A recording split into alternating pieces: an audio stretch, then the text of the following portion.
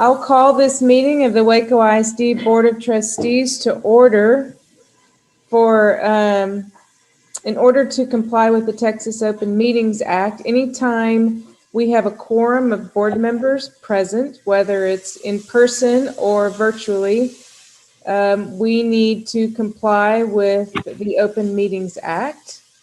And so I know we do have a quorum tonight. And at this point, I'd like to go ahead and introduce the board. Is that appropriate this time, Dr. Kincannon, before I hand it over to you? So I don't have my screen where I can see everybody, but I know that Alan Sykes is, I think everybody's here. Alan Sykes, our board vice president, is present. Norman Manning, the board's secretary, is here as well. I haven't seen, let's see, is Carrie Dupuy, Stephanie Cordaway, Jose Vidania. Apologies, apologies for interrupting. Jessica, could you move the presentation slide to the pictures of the board? Hey, thank you. Wonderful, there they all are. Yes, so Mr. Sykes, our vice president, Mr. Manning, our secretary, Mr. Dupuy, Ms. Cordaway, Ms. Houston, and Mr. Vidania. That is the Waco Isd Board of Trustees. We have a quorum present tonight. And so the meeting has been posted, and we did give members of the community an opportunity to provide comment, as we do at all of our posted meetings. And it's my understanding that we did not receive any comments. I think we gave them until 10 o'clock this morning. Is that right, Josh?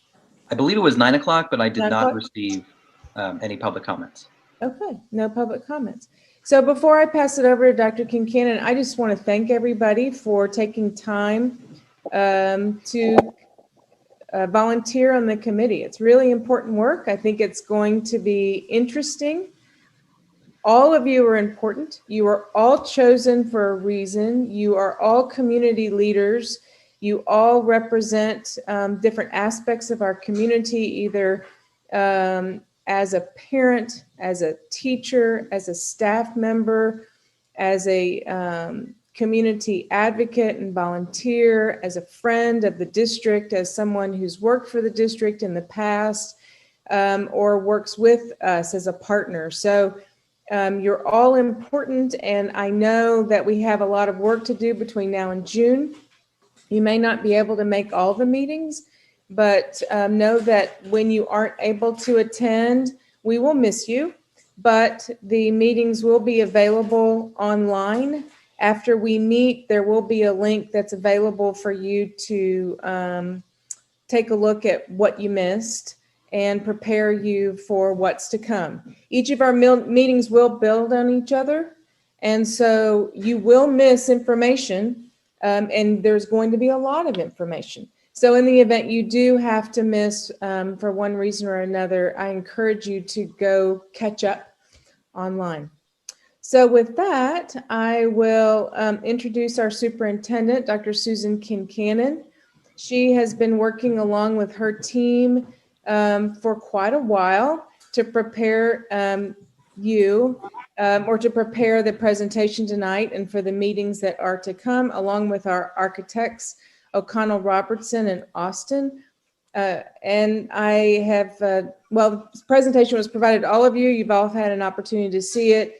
A lot of good information here, and I will trust Dr. Kincannon to guide us as we have a Zoom meeting with how many people? 72 at the moment. All right. Well, good evening, everyone. I'd like to welcome you to our community advisory process for long-range master planning.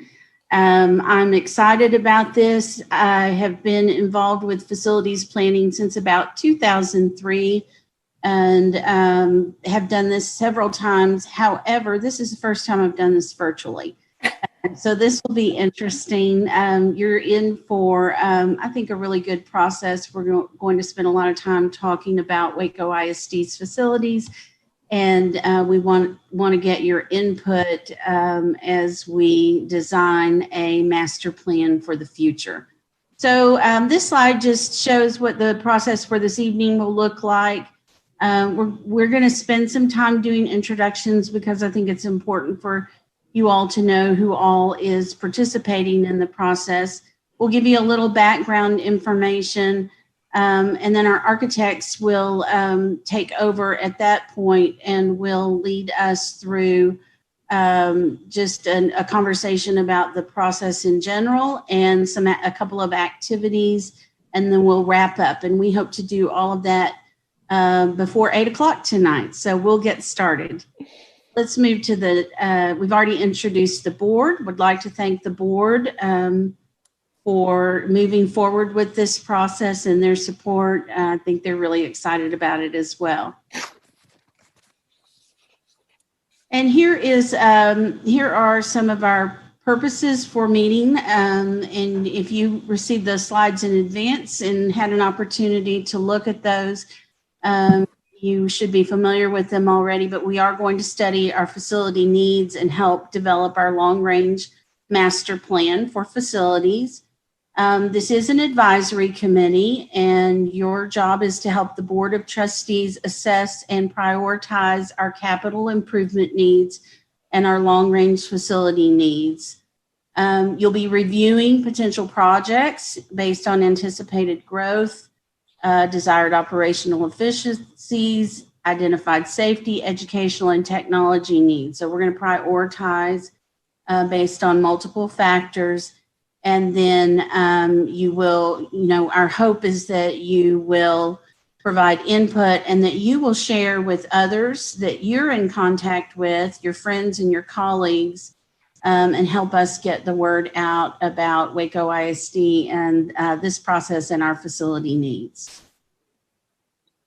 Okay, so we're going to ask you to each introduce your name, your connection, talk about your connection to Waco ISD and your occupation, and then tell us what is something that you hope to make a difference with by participating in this process. So I'll give you a second to look at that slide again, and then I'm going to ask our facilitator to take the slide down so that we can see each other better. So your name, what you do, your connection to the district, and how you hope to make a difference by participating.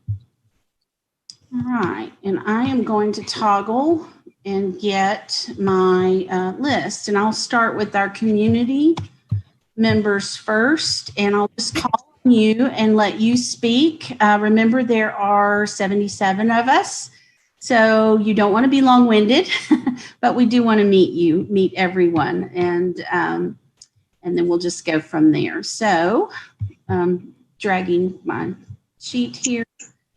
Let's start with John Bible. Are you on the phone or on the screen? I'm here. All right, you get to go first. We're going alphabetical. Okay. Well, my name is John Bible. I am a Wacoan. So Waco ISD, I've been through the school system, K through 12. And so proud to be from Waco and proud to be part of this experience. Occupation, I am the president of Centex, African American Chamber of Commerce. One thing I hope to get from this planning committee is to ensure that we close some of the disparities in our undeveloped communities when it comes to education. Great, thank you so much. Josh Blake. Hello, can you hear me? Yes, thank you. I'm Josh Blake, and I am the chairman of the Centex Hispanic Chamber this year. And my connection to Waco ISD, I graduated from Waco High in 2002, and I have two nephews that attend school there. And then my occupation, I'm the chief operating officer at Wilkerson Hatch Bailey Funeral Home. Great.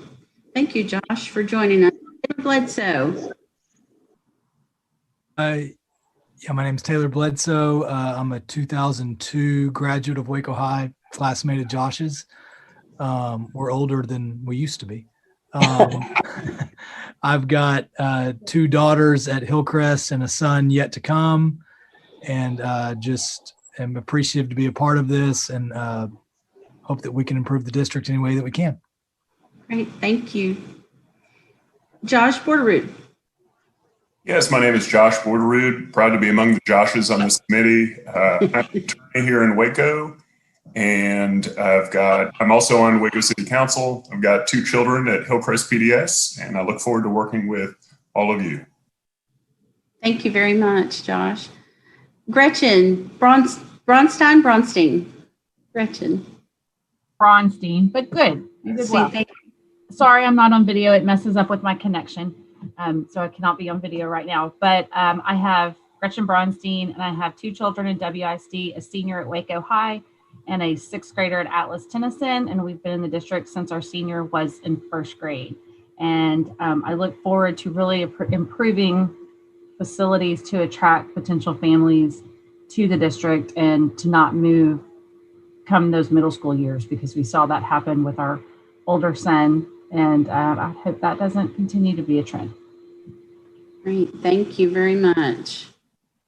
Josh Caballero.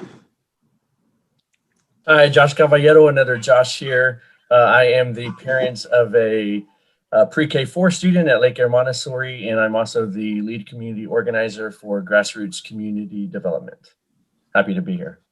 Great, and I noticed you were one of the Waco's under 40 honorees. Congratulations, Josh. Vera Castillo. Hi, I'm Vera Castillo. I'm born here in Waco, Texas. I have 2 young kids who actually attend Parkdale. I grew up here in the district, so my kids plan on doing the same. I just look forward to helping in any way I can and provide as much feedback. Mostly perform the appearance of our schools currently, just kind of upgrading it, and then also maybe adding more technology available to our students. Great, thank you for joining us. Andre Chapa. Hey, how you doing? My name's, can you hear me? Yes. Okay, my name's Andre Chapa, born and raised here in Waco, Texas, graduated university, class of 96.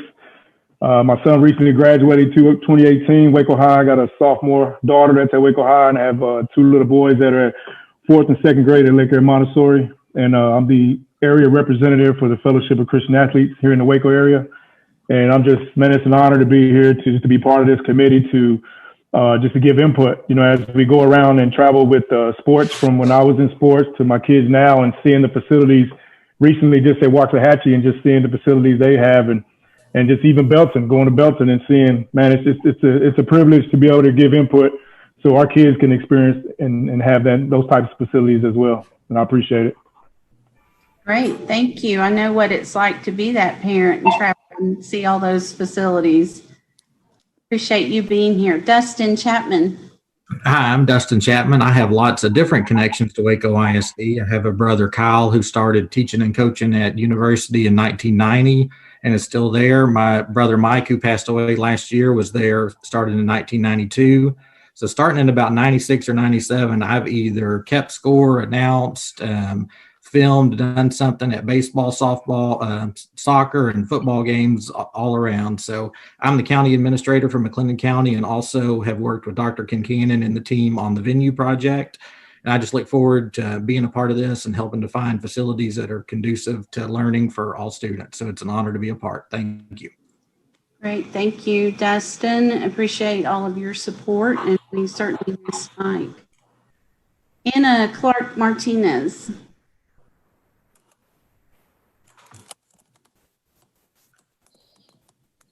And I think I saw her. It's on mute.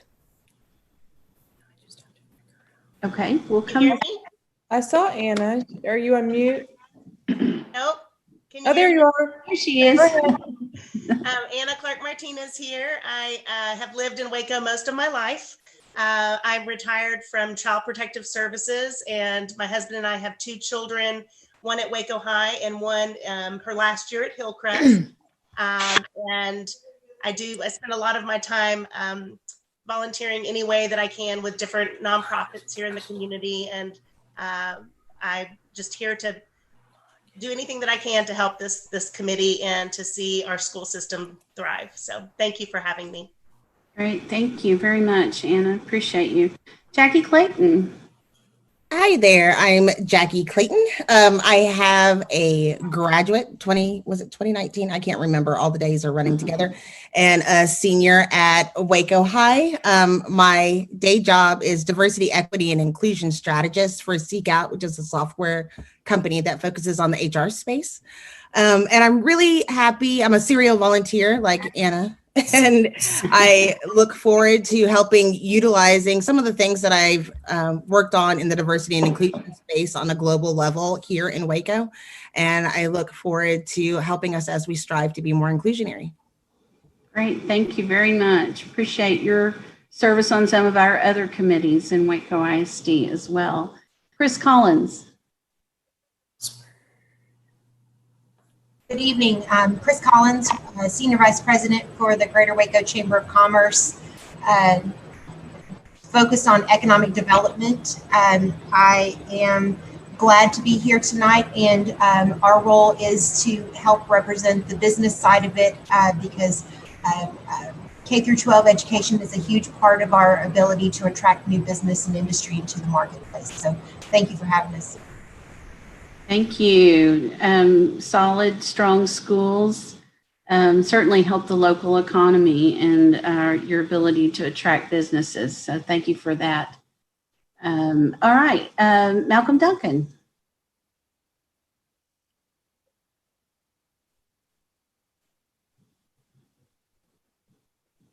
Okay, I'm going to keep going. Rick Dunn. Hi, I'm Rick Dunn. I am a CFO at American Bank here in town, and our connection with Waco ISD is my wife has worked at Waco ISD for many years, and we have a son who's attended Lake Air Montessori and just moved over to university this year. So happy to be here and look forward to learning a lot and seeing what we can input.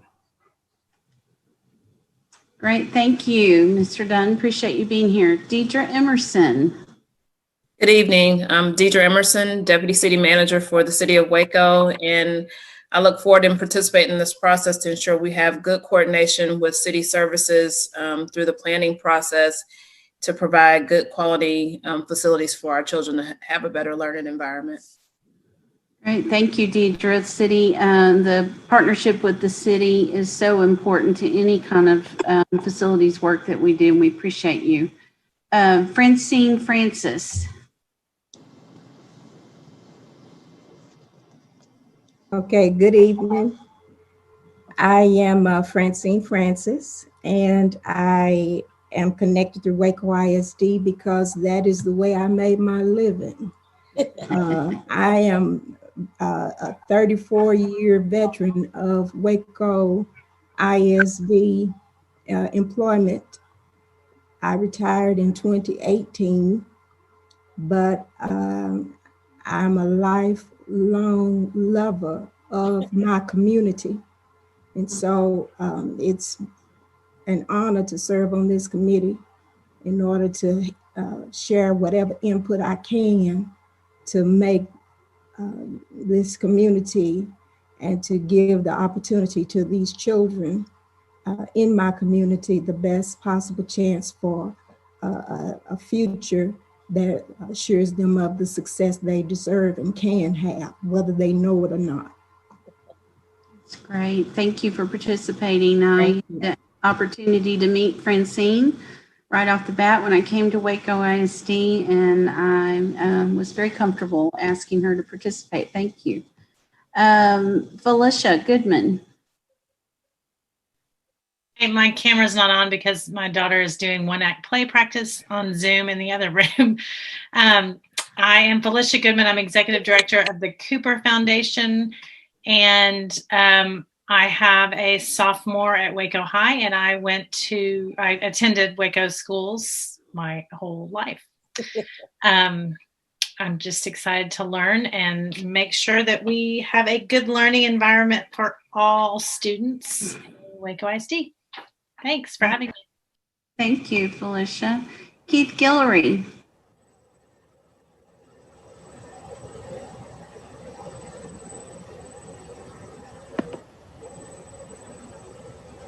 All right, anyone see Keith on this evening? All right, Dr. Haskett. Having some technical trouble. Oh, I live in technical difficulties. There you are.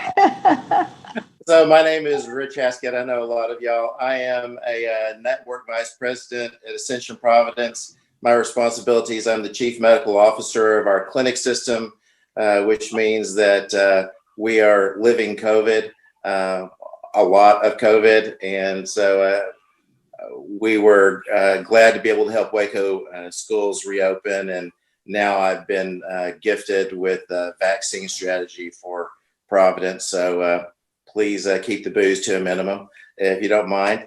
And my connection to Waco schools, a lot of them. My mother and I walked hand in hand to Mountain View Elementary School in 1968, where she started as a resource teacher and I started as first grade. I graduated from Richfield in 1980. I'm thrilled to death that I see Randy Riggs, who graduated a year after me, yet he looks older than I do, which I think is really fantastic.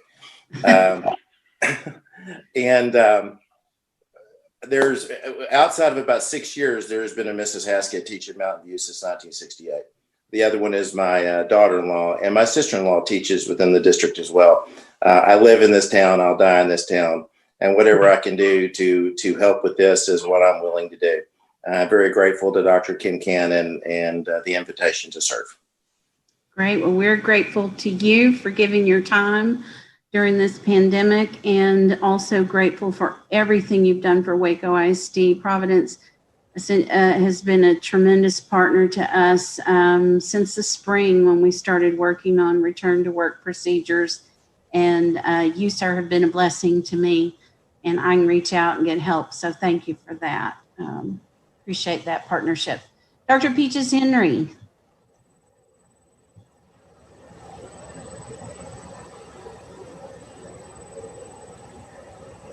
Dr. Kincannon, Dr. Henry is in the process of signing in, so she'll be joining us momentarily. Okay. Okay, no, I'm on. I'm oh, on. There she is. Good evening. I'm here. Anyway, hello, everybody. My name is Dr. Peaches Henry, and I'm the president of the Waco NAACP. I'm a longtime volunteer with the school district and advocate for the community, and I am the parent of a graduate of Waco ISD. So I've been around here since about 2004. Really excited to be a part of the committee. Great. Thank you for joining us, Dr. Henry. Tiffany Hogue. Hi, everyone. I am a mom with 2 daughters in Waco ISD. My oldest daughter is a freshman at Waco High, and my youngest daughter is finishing 5th grade at Hillcrest. So we've been in the district for about a decade. I'm a lawyer and I teach at Baylor, and I'm really glad to serve on this committee with you all. I think my hope is that the work of our group together can help us have facilities that match the rich educational experience that I know my kids and a lot of our friends' children have had. Thank you. Thank you, Tiffany. Appreciate that. Okay, Paul Holt. Hi, I'm with the Central Texas Associated General Contractors. I think I was conscripted to give a viewpoint from commercial construction, work with a lot of people that build schools and churches and libraries and stuff. Very pleased to have been part of the district since 1974 and glad to be aboard. Great. Thank you very much for participating. Emily Izzetti. Hello, I'm Emily Iazetti. I have 2 kids at Lake Air. We've been in the district for 4 years. I teach as an adjunct in the Baylor Journalism Department, and I am excited for us to be able to make an investment in the future of the community and the school for all of our families. Thank you, Emily. Appreciate you being here. Marlon Jones.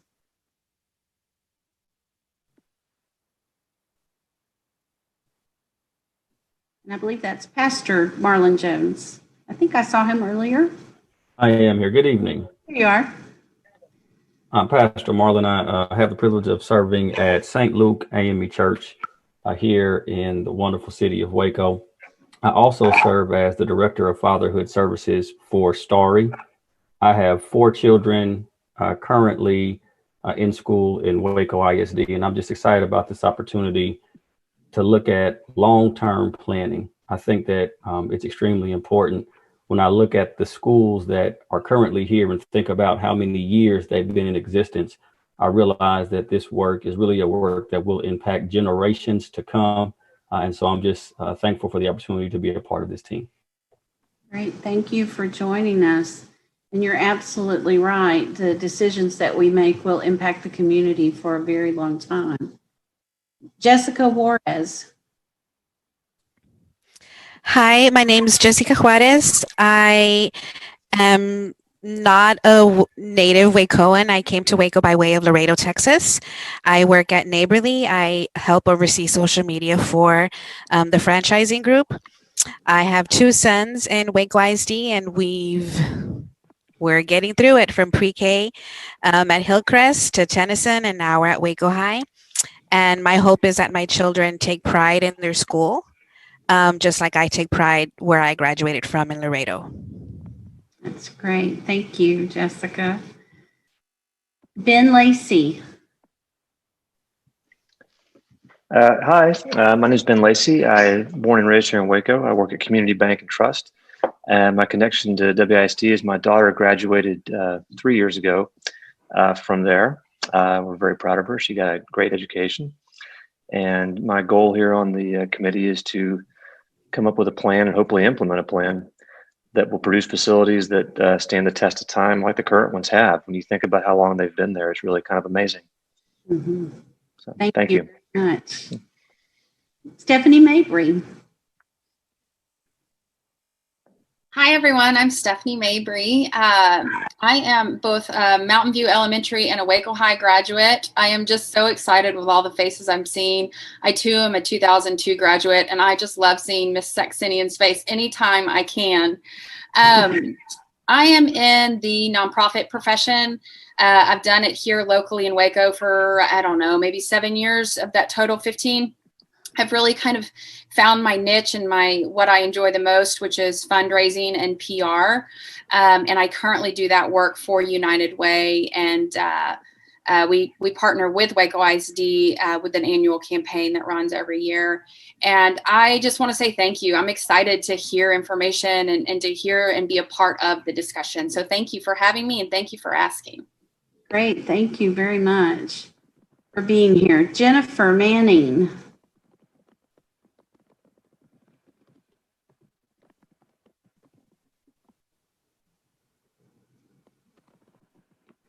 Okay. Dr. Robin McDurham.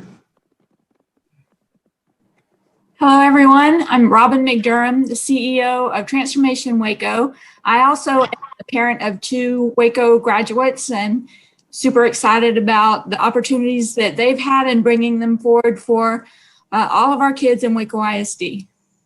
Great, thank you. Dr. Johnette McCown.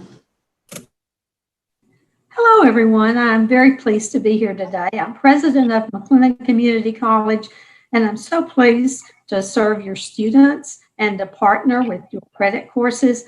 Our newest student liaison to our board of trustees, the first time we've done that, one of 2, is from Waco ISD. And I've had the honor of getting to know your students from colors and in many different ways. But thank you so much for being our incredible partner. Is your room clean? Thank you for your time, Dr. McCown. All right, Hope Musticum.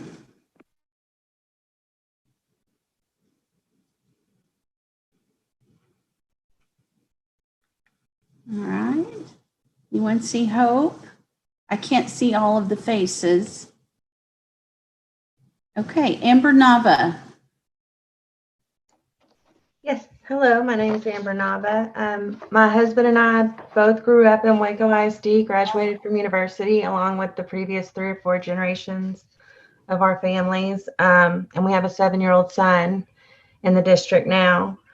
I am a master scheduler for Marathon Aerospace, and I'm also the president of the Kendrick Neighborhood Association. So I'm looking forward to getting more of the neighbors involved and maybe getting their feedback and communication on what we'd like to see. Fantastic. Thank you, Amber. Chris Olsen. Hi, I'm Chris Olsen. I am a WISD grad. My husband is as well. Both our daughters are WISD grads. I did a stint on the Waco School Board several years ago, and I'm retired from the nonprofit sector. My last effort with that was working with Parents for Public Schools, engaging parents and families in their children's education at WISD. So I'm looking forward to bringing some of that experience and getting my toe back in the water with WISD. I love this school district and this community. So thanks for the invitation. Yes, thank you very much. And I look forward to getting to know you. Rachel Pate. Good evening, everyone. My name is Rachel E. Pate. I am the Vice President of Economic Development for the Centex African American Chamber of Commerce. I am a native Wacoan, so I've attended WISD schools from pre-K up to high school year, where I graduated from University High School in 1999. Currently, I'm a parent of a kindergartner in WISD. And for me, I've seen our facilities at the time that I was there and the time that my child is there. I would love to see my participation in this group help us prepare our students for the future, giving them the room that they need for growth. I can tell you it's definitely kind of tight at my son's school. So for the district that's growing and will continue to grow, I hope that we can provide those facilities and also the education that our kids need to prepare them for the future.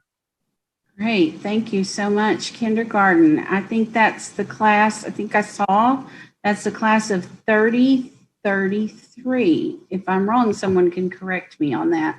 But that's maybe right. Is that right? Yeah. Susie Painter. Hey everybody, I'm Susie Painter March and I'm the CEO of Prosper Waco. It's my 3rd time to live in Waco, and my connections with WISD sort of follow my track. My first connection was as a volunteer, where I tutored reading students. My second connection with WISD was later. I supervised student teachers and reading specialists in WISD. And now as the CEO of Prosper Waco, it's my pleasure to connect with this wonderful district and think about teacher pipelines. And so I think one of the things that I'm excited about in thinking about facilities too is that we've talked a lot about kids, but this is also professional workspace. And the facilities we design are designed for the teachers of the future as well as the kids. And that a part of our success is that part of the lens, and I'm excited about that conversation as we go forward. Great, thank you, Susie. Clint Peters. Good evening, I'm Clint Peters. I'm the Director of Development Services for the City of Waco, longtime partners with the Waco ISD. I think as everybody can drive around town, you can see there's a lot of development and growth happening in Waco right now. And I hope to bring a little insight on some of that development and growth trends and how it could impact, the growth of the school district as well. Great, thank you for participating, Clint. Sarah Pullen.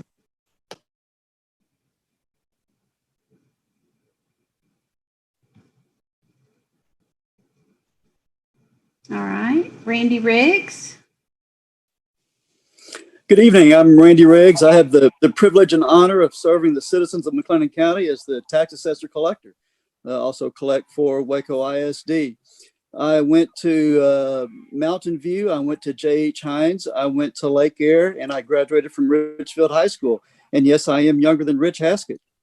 I have a 2018 graduate of Waco High School and currently a senior in Waco High School. And my desire is to advocate for the kids of Waco ISD. Thank you so much. Misty Rodriguez. Hi, I'm Misty Rodriguez, and my husband and I are both graduates of University High School. I have a son that graduated from University High School 2013, and I have two daughters that went through Alta Vista. One is still there. I'm a customer account supervisor with a local utility provider, and I just hope to be able to give ideas, inputs, and solution for future growth, and I'm excited to be a part of the group. Great. Thank you so much. Hazel Rowe.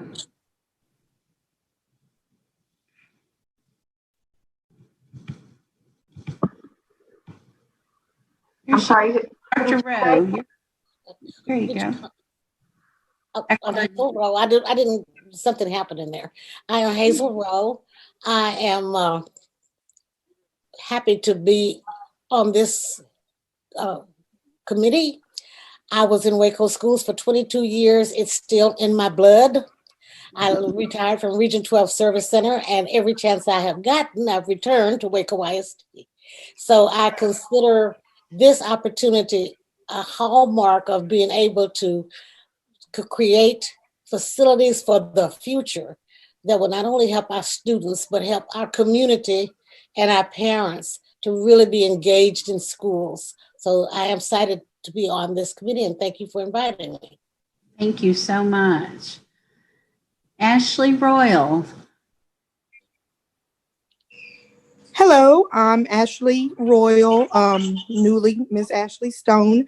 I am a full-time paralegal and the founder of Footprints Dance Company. My connection to Waco ISD, I used to go to J.H. Hines before moving to Lubbock with my mom. And now I have a 5th grader and a 1st grader at J.H. Hines, and I'm just excited to be on the committee, and I'm ready to serve. Great. Thank you, Ashley. Ilda Sabito. Hello, I'm Ilda Sabito. I'm a former student and classmate of class of 02 at University High School. I'm also the parent of 2 children, one that's at Lake Air Montessori in kindergarten. And so yes, class of 33. And I've got a little one that I've enrolled in Parents as Teachers for this year with Gwen, and it's a wonderful program. We love it. We love Miss Anita and all the good work they're doing there. I have a background in lending and currently a community volunteer. This community is my passion, and I'm looking forward to everything that we can complete through this committee. Great. Thank you for joining us. Tony Shelton. Hi, everybody. I'm Tony Shelton. I am the Chief Impact Officer at the local CIS, but my affiliation with Waco ISD is that I worked at the wonderful G.W. Carver Middle School, and I was charged with managing the Texas ACE After School program, which has done some wonderful things over the year, thanks to Dr. McDurham and several people, Dr. Carrier, several people that have supported it. I am just ready for change. I'm so excited that we're having these conversations. I'm thankful, I'm optimistic, and I just know that all of us, we're coming from different backgrounds, different experiences, different age groups, but I know that it's going to take all of our different skill sets to really get in there and make the changes that we're going to need to make WISD continue to be as impactful and as great as it's always been. I'm excited. Great. Thank you. Appreciate your energy tonight. Alfred Solano. Hi, my name is Alfred Solano. I serve as the CEO, president of the Centex Hispanic Chamber of Commerce. And my connection, I guess, to Waco ISD is that obviously some of the coolest people I know went through Waco ISD, and they're on this call. And but as the chamber head, the workforce, the future workforce, present workforce, and as well as great jobs as teachers, I think our facilities need to be at the standard that will attract and keep us doing the great work that Waco ISD has done. And my goal is to share this information, discuss through our channels, as well as to provide the feedback from the members of the constituents of our organization. And I really appreciate being here. Thank you. Great. Thank you, Alfred. Glad you're here. Tom Stanton.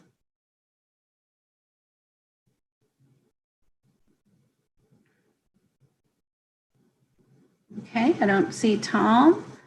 Joy Summer-Smith. Hi, I'm Joy Summer-Smith. I'm the Associate Director at the Dr. Pepper Museum, and I did not attend Waco ISD, but I married into a family with lots of graduates and other connections to Waco ISD. Do have 2 children now who attend Lake Air Montessori in kindergarten and 3rd grade. And I really look forward to participating in this committee. I have a background with informal education and supporting learners of various learning types through our educational programs and our exhibits in the museum. And I really look forward to figuring out ways in which we can support all of the different ways that everybody learns. Great, thank you very much. Ford Taylor.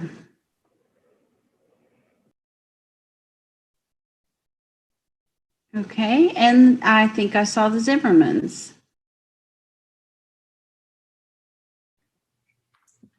I'll go first. I remind everybody that Jesus said that the last shall be first. My name is Aaron Zimmerman. I am the rector of St. Albans Episcopal Church, which is what you Baptists might call a senior pastor. And St. Albans has a long and deep history with Waco ISD. Many of the plaques that list board members and builders of the buildings around Waco ISD have old St. Albans members on them, way back to the 50s and 60s. And currently St. Albans not only has a lot of members who are and board members and teachers and administrators, parents who are part of Waco ISD. We also have a partnership with Cedar Ridge Elementary. It goes back many years, and we're really grateful for that. We have 3 kids in Waco ISD, 2 at Waco High and 1 at Tennyson. And here's Andrea. And I'm Andrea, and I, during non-COVID times, work as a full-time tutor at Provident Heights Elementary, working with 4th and 5th graders for STAR readiness. Great, thank you so much, both of you, for joining us this evening. And you are not last.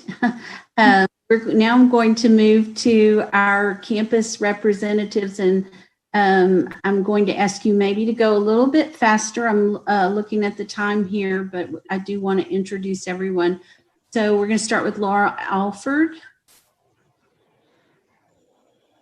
Hi, I'm Laura Alford, and I'm a 2nd grade teacher at Mountain View. This is my 15th year to be in the classroom.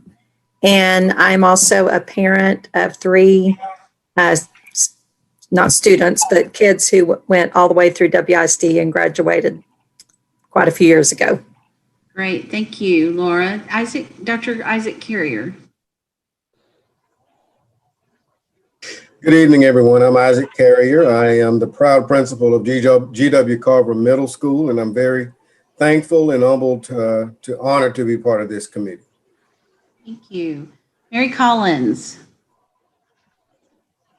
Hi, my name is Mary Collins. I have a 7th grader at Atlas Tennyson, and I have a 10th grader in university, and he is in the deaf ed program. So I hope to just kind of bring that perspective of the deaf students to this, and I'm really excited to be here. So thank you. Thank you. Samantha Crater. Hi, I'm Samantha Crater, principal of Crestview Elementary. Just excited to be a part of the process. I think give you some insight as what's currently going on in schools and questions is, what we're doing right now in elementary. So thank you. Great, thank you, Samantha. Jeremy Davis. Hi, everybody. I'm Jeremy Davis. I work at GW Carver in Behavior and Technology. I also have a nonprofit mentoring program for boys 6th through 12th grade, and I work after school ACE program. Just excited to be here and give whatever I can give.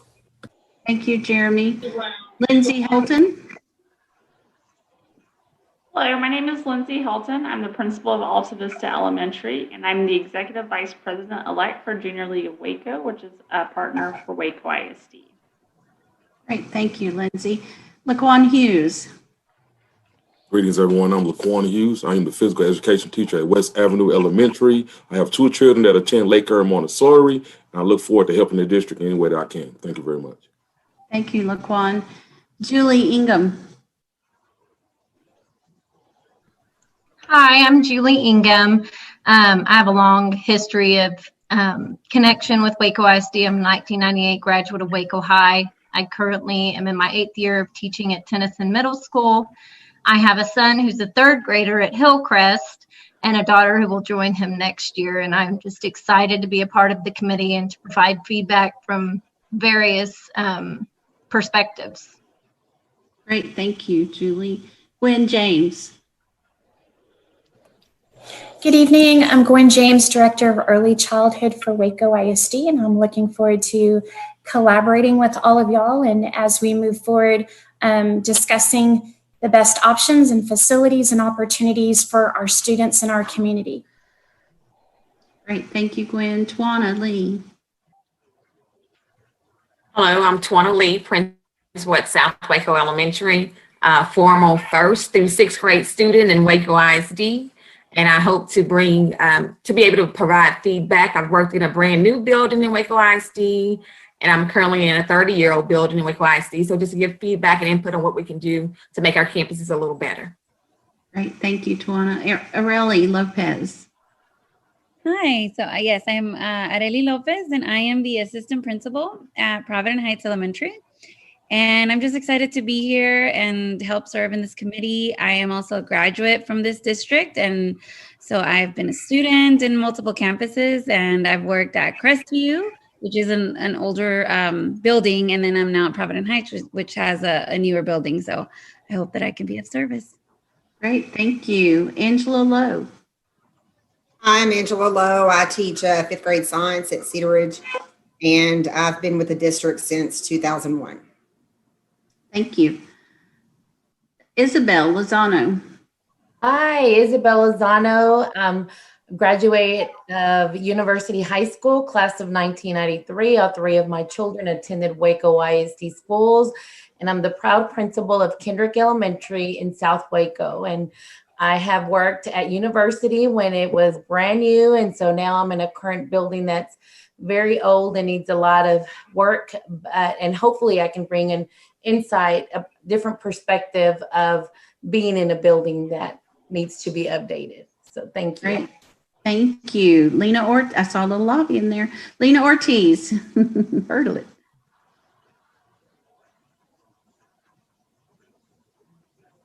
All right, Lena from Parkdale. Sorry, I was muted. There she is. Hi, I'm Lena Ortiz. My connection to Waco ISD is that I've worked here for 13 years in different capacities. I currently serve the families and the staff and students at Parkdale Elementary as their principal.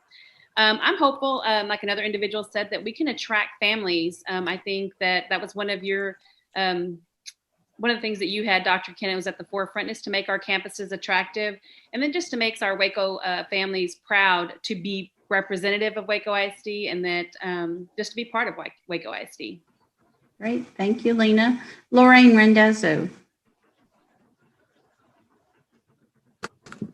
Hi, I'm Lorraine Randazzo. I've been in the district it's my 27th year, so I've seen a lot of campuses on the inside. Also grew up at Sul Ross, which closed in 2012. But my goal is to have all the populations of Waco ISD represented, and to have every student be proud of, ready to be successful and proud of any campus they attend. Thank you, Lorraine. April Roberson. Hi, I'm April Roberson. I work at Waco High School. I'm an instructional specialist. This is my 9th year with the district. I taught for 4 years, and now I'm an instructional specialist, and I will lobby for Waco High School any chance I get. Great, thank you, April. And Lisa Saxenian has been lobbying since I got to Waco ISD. So Lisa, would you introduce yourself? I'm Lisa Saxenian, born, raised here. I attended Lake Air, Hillcrest. I even went to J.H. Hines, graduated from Richfield in 1980. And this is my 35th year in the district. This is my 21st year at Waco High. Great, thank you very much. James Love you, Stewart. Miss Sachs. You're welcome. James Stewart. Get off mute. How are you all doing? I'm James Stewart. I am the proud principal of Waco High School. This is my 19th year here in Waco Isd. And I graduated from Waco High in 97 and just proud to provide some feedback and input on what we can do for our current and future students as far as facilities. Great, thank you, James. Okay, we're down to about 10 to 12. And I'm going to start with Jerry Allen. Hello, everyone. I'm Jerry Allen. I'm the Executive Director of Technology Services. Super excited to be on this committee to see what we can do about moving us into the future with melting facilities and technology together and getting us where we need to be. Great, thank you, Jerry. Larry Carpenter. Hello, everybody. I'm Larry Carpenter, Director of Fine Arts for the district. Been with the district since I attended kindergarten over at Dripping Spring, now Guama. And my hope is, of course, from the fine arts perspective, but also from all the extracurricular perspective, is that we provide equity of access to our students and to our teachers as we go through this process. Great, thank you, Larry. Dina Kornblum. Hi, good evening. I'm Dina Kornblum, Assistant Superintendent for Curriculum and Instruction, and I'm here just to answer questions and offer a perspective from the teaching and learning side. And my hope is that we put our heads together. There are a lot of great people on this committee to develop a long-term plan for innovative teaching and learning for our students. And I just right quick wanted to build off of what Isabel Lozano and Mr. Zimmerman put in the chat about how powerful and transformative it can be when we update, a campus, even with simple updates. And it really does have the power to change a mindset. I've seen that happen. I was a principal of a building that was 50 years old. And so I saw that firsthand. So I'm excited to work with the committee and see where we go. Great, thanks, Dina. Cheryl Davis. I'm Cheryl Davis. I'm just about to finish 17 years in finance and operations with Waco ISD. So since I'm the finance person, I think it tells you what I'm here for. But I'm also the mother of a theater arts teacher at university. So I have my ulterior motives is support of fine arts. All right, thank you. Kevin Hafer.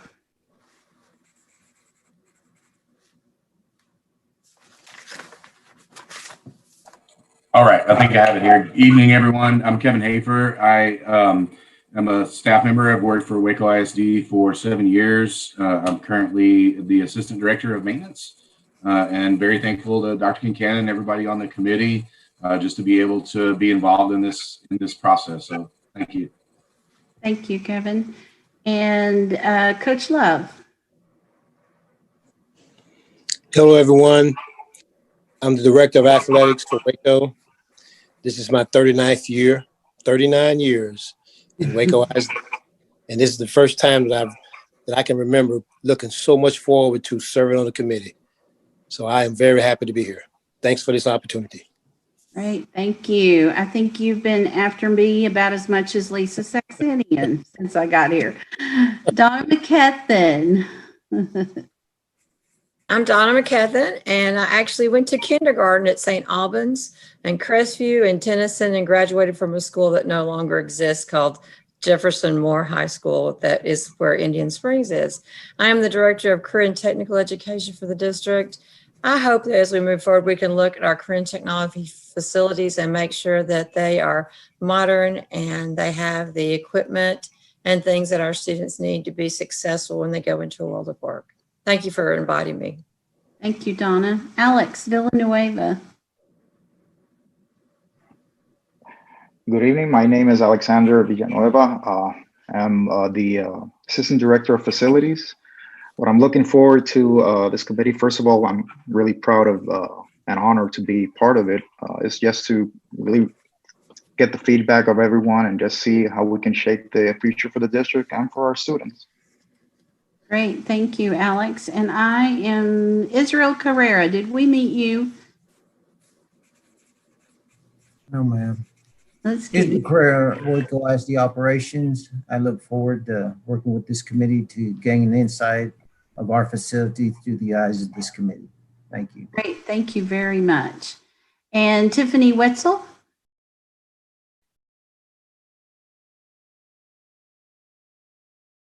All right, I don't see Tiffany. Kyle DeBeer.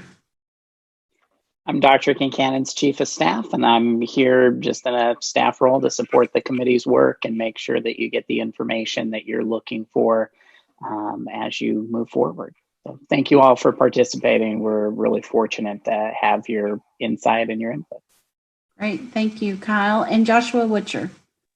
Hi, everyone. Joshua Witcher. I'm the Executive Director for Communications. Been here a little over a year, but been in Waco for over a decade. Always enjoyed telling stories. And I'm also here, like Mr. DeBeer, as a staff support and to help the technology side run. And very excited, particularly to hear how the community is going to play a big role in the story of what the future of Waco ISD is. Great, thank you, Joshua. All right, now who did I forget? I think I got everyone, but is there anyone that didn't get introduced other than our architectural team who will go next? All right, we got them all. Thank you so much. Well, I am so happy that you're here. I want to introduce I'm going to let the team introduce themselves, but I will pass it to Amy Jones if she's on the line. But O'Connell Roberson is our architectural firm that the board hired this past year, and they'll be working with us to facilitate this process. And I have prior experience with them, and I can tell you that they're absolutely fantastic. They will listen. And they will listen very closely to what you have to say and help us design a plan that works for us for the future. So I'm going to pass it to Amy or Jared. Great. I'll pick it up first. Thank you so much, Dr. Kincannon and Board of Trustees. Can y'all hear me? Yes, ma'am. Okay, great. Thank you. Thank you so much. What a great turnout tonight for the kickoff of this important long-range planning work for Waco ISD. I'm so impressed with all of your commitment and your interest in this process and your community. I loved hearing about all your connections and personal experiences with the district as well. Please continue to post your highest hopes for this process in the chat, as it will help us really document your comments in that area as we go forward. We're so appreciative to be part of this process and look forward to working with and getting to know each of you throughout the process. As Dr. Kincannon said, I'm Amy Jones, and I'm president of O'Connell Roberson. Our firm just celebrated our 70th anniversary. We're an integrated A&E firm, which means we have architects, MEP engineers, and interior designers within our firm, in addition to multiple other areas of specialized expertise. In addition to our design services, we provide facility services related to assessments and building analysis, long-range and master planning, and educational specifications and visioning. So we'll be working with you on quite a few fronts here. We work all over the state of Texas, from our offices in Austin, San Antonio, and Houston, and we bring a depth of resources with almost 70 employees within the firm, all of whom are committed to meeting your highest expectations, as I think you'll see. We have a focus on educational planning and design, and everyone you'll be working with through this committee has significant experience on K-12 school facilities. For me personally, I've been with our firm for more than 20 years, and I have a long history of engagement in public schools and education, including assisting clients with bond communications and planning.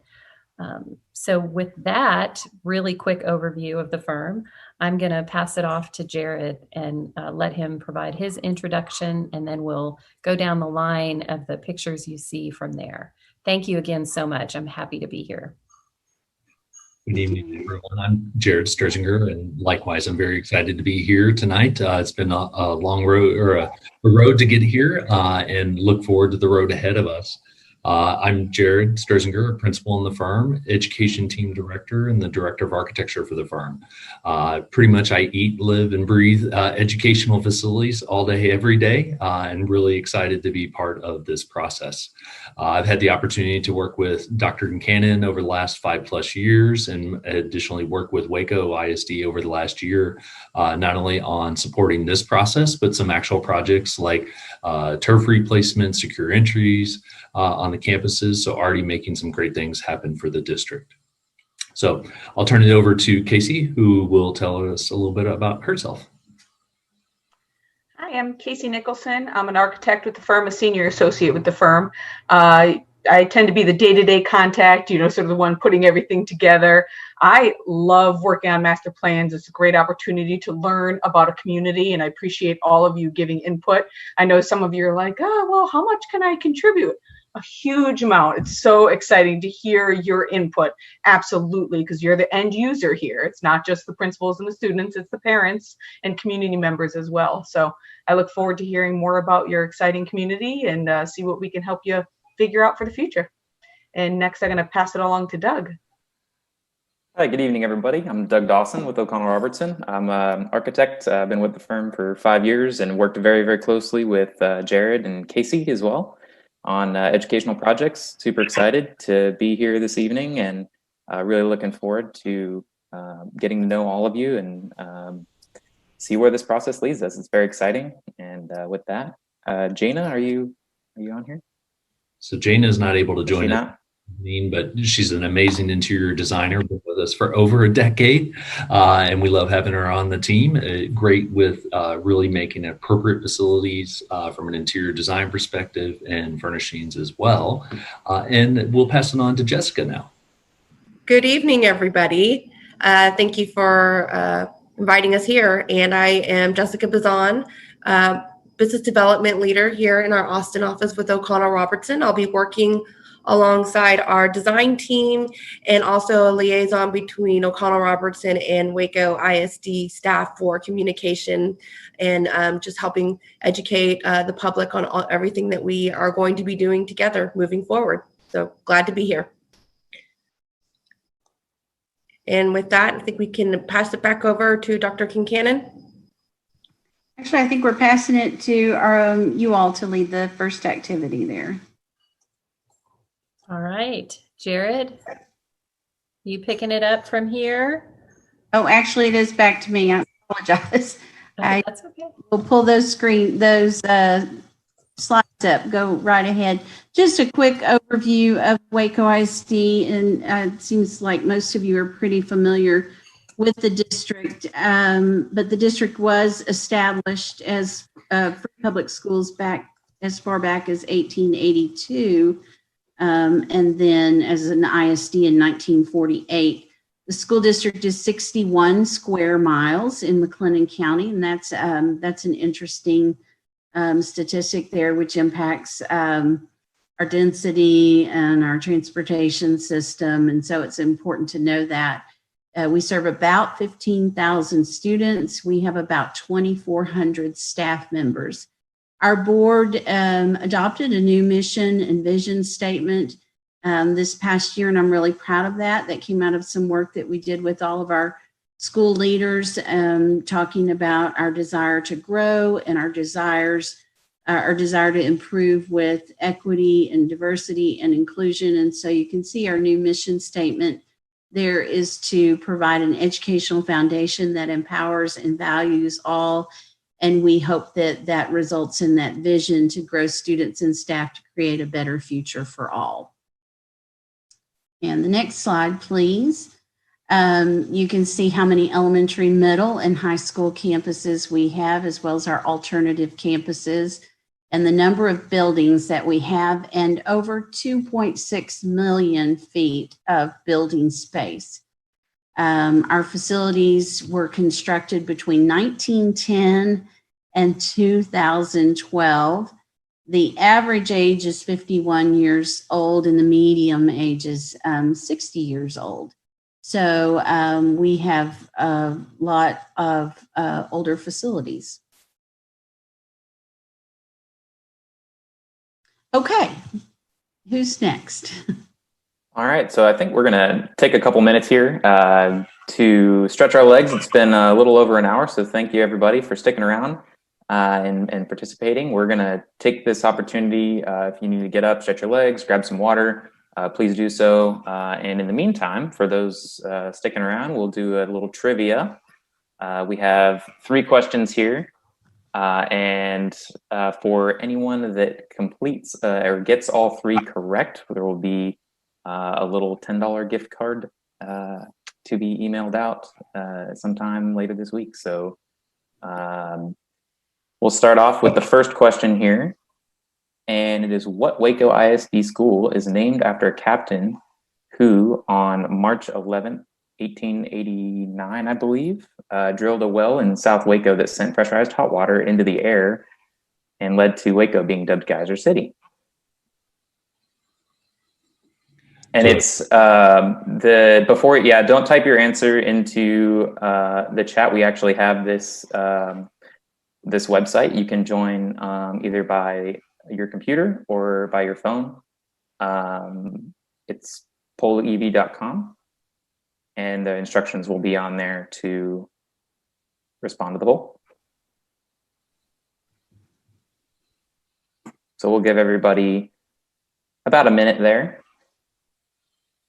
You guys are fast typers. We already got 6 responses. Nice.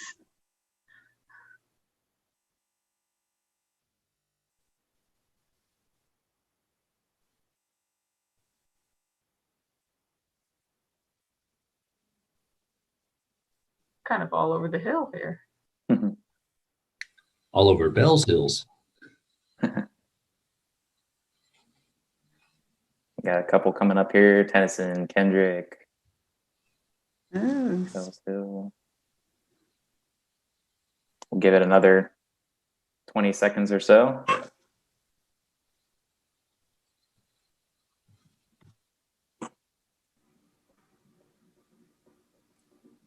Can you put the join information back up?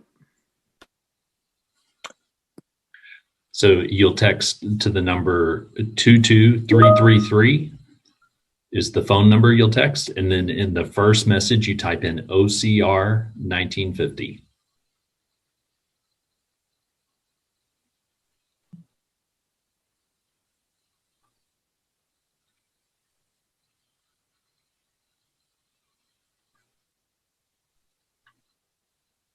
All right.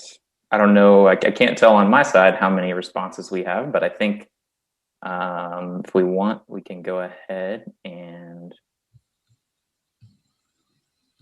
show it here. And the answer is Bell's Hill. So I won't go into the detail there, but you can see the photos there. So thank you all for participating. We had a couple more, so we let everyone kind of get back from their stretch. We want to go to the next trivia question. So the second one here, and again, this will be on the same platform. So you'll use the same either on your phone or on the internet on the for Poll Everywhere. What Waco ISD school sits upon land that was part of a World War I Army air base where hundreds of pilots were trained, with some flying straight from Waco to the American Expeditionary Forces in Europe. So what is the school that sits upon that land? So give everybody 30 seconds or so.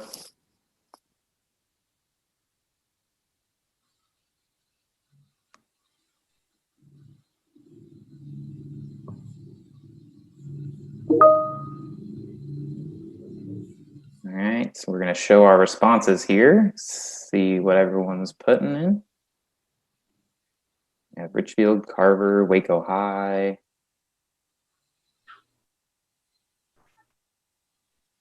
Hines. Give it about another 15 seconds or so. And so as we do this, what you'll see across the coming meetings, we've asked everybody to use the chat. We've got some polling here. We'll be using these tools throughout the process to be able to gain input. So this time everybody gets to win, or some people, lucky ones, get to win a Starbucks gift card. But in the future, this will be one of the good ways to provide input to us as well. All right. Do we have, looks like some responses are still rolling in.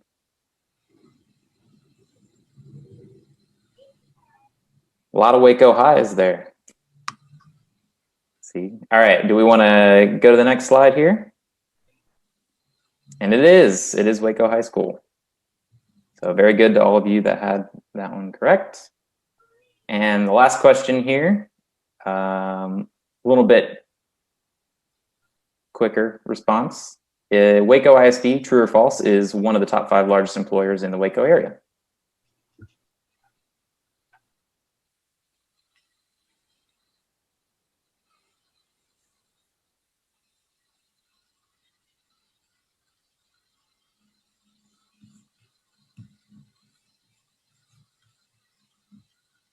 Looks like, I'm assuming that means everyone's putting true. So we have 24 true responses. 24? Okay, I can't actually see the number of responses yet, so on my side. So we can wait a little longer. Clearly, these Wacoans know their history.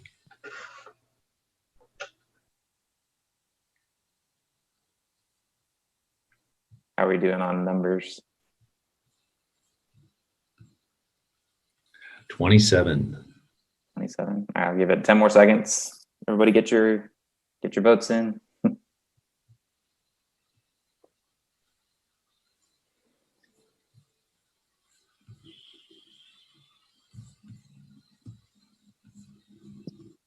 All right.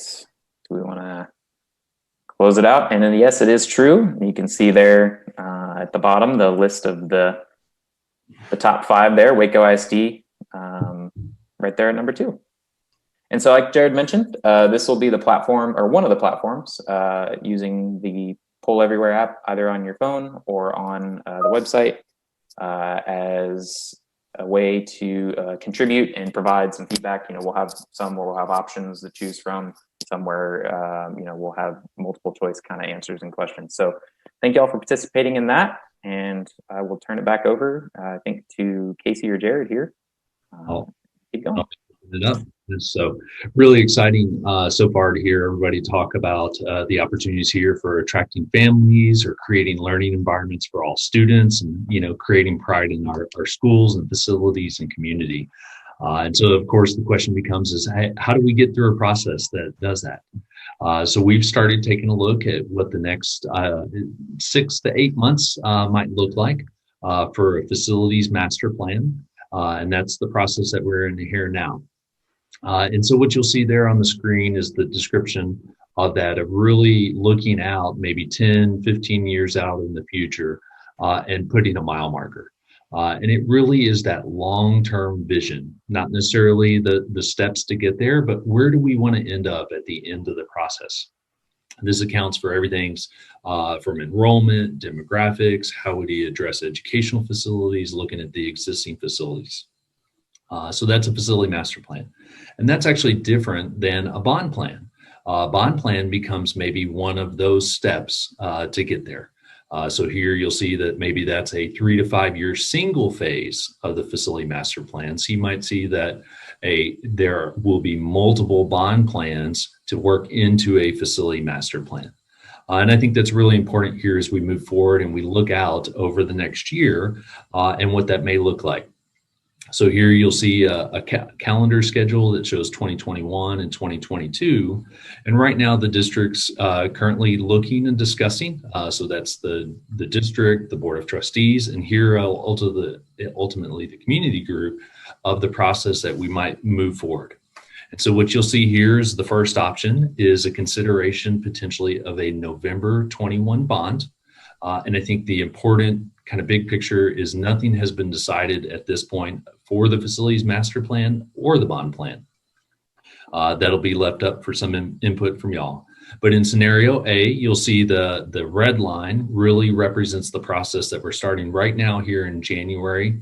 And over the next 6 to 8 meetings, really going to dive deep into the facilities master plan. If so chosen by the group and the committee that we continue on, that we would move into the bond planning, that would continue that moving forward. And so as you transition out of that first red line, you'll see some dashed lines there, and that represents fact communication effort. And so I think the important part for this group to hear the message is there are legal requirements for a school district. And once a bond has been called by the Board of Trustees, the school district cannot advocate for the bond, they can communicate for the bond. And there's a big difference there. That's why you won't hear, we'll say, Dr. Kincannon out there saying, yes, you need to vote yes for the bond. Well, she legally can't say that at that point from there. So there's a distinct difference between the two. But ultimately then following November, you'll see kind of the maroon line. That would be project implementation. That would be when all these things that we've started talking about maybe renovations, new facilities, upgrades would actually become reality. So that's November bond. As you look at the second scenario is if the district so decides to move forward with a May of 22 bond, you would run through a facilities master plan here for the next 6 to 8 meetings. That would take us through roughly the June timeframe of this year. We would most likely go on pause over the summer, pick up the bond planning effort in the fall, and then ultimately call that bond. You'll see the same fact communication and project implementation effort down the road. So as we look out, not only are we thinking about facility master plan that's 10 to 15 years out, we're thinking about a bond plan that may take us 3 to 5 years out. We're even thinking about what's happening here in the next year. So a lot of vision and a lot of future thinking as we're going forward. So as we look at the next slide here about what topics are covered between the two, and just again trying to distinguish between a facilities master plan and the bond planning, this facility master plan is really about gaining input and creating vision. So as we go through this process here, we're going to engage as a community, which is everybody here. We're going to talk about the district's vision and goals, facility assessments. We're working to take some virtual campus tours and maybe offer some in-person tours if we have the opportunity, given the current world outside. We're going to talk a little bit about ideal educational facilities and educational opportunities. So you heard from a couple of the Waco staff about education and CTE and those type of elements. And ultimately work towards a recommendation. This group would provide a recommendation to the Board of Trustees of we would recommend moving forward with this facilities master plan. The second part of that would be is if we can get an agreement on the facilities master plan, then we would start in the bond planning effort. And so this would again take into considerations demographics, technology, transportation. So it may add a few things as we're going to not only look predominantly look at facilities in the master planning effort, but you'll start seeing things like technology, one-to-one devices, or needing additional buses or bus replacements. Those type of elements will come into the bond planning phase. And ultimately that would then go to election to the community as a whole. And so again, we would look for feedback from this group as well. So any questions if you have, or sorry, I have one more slide here.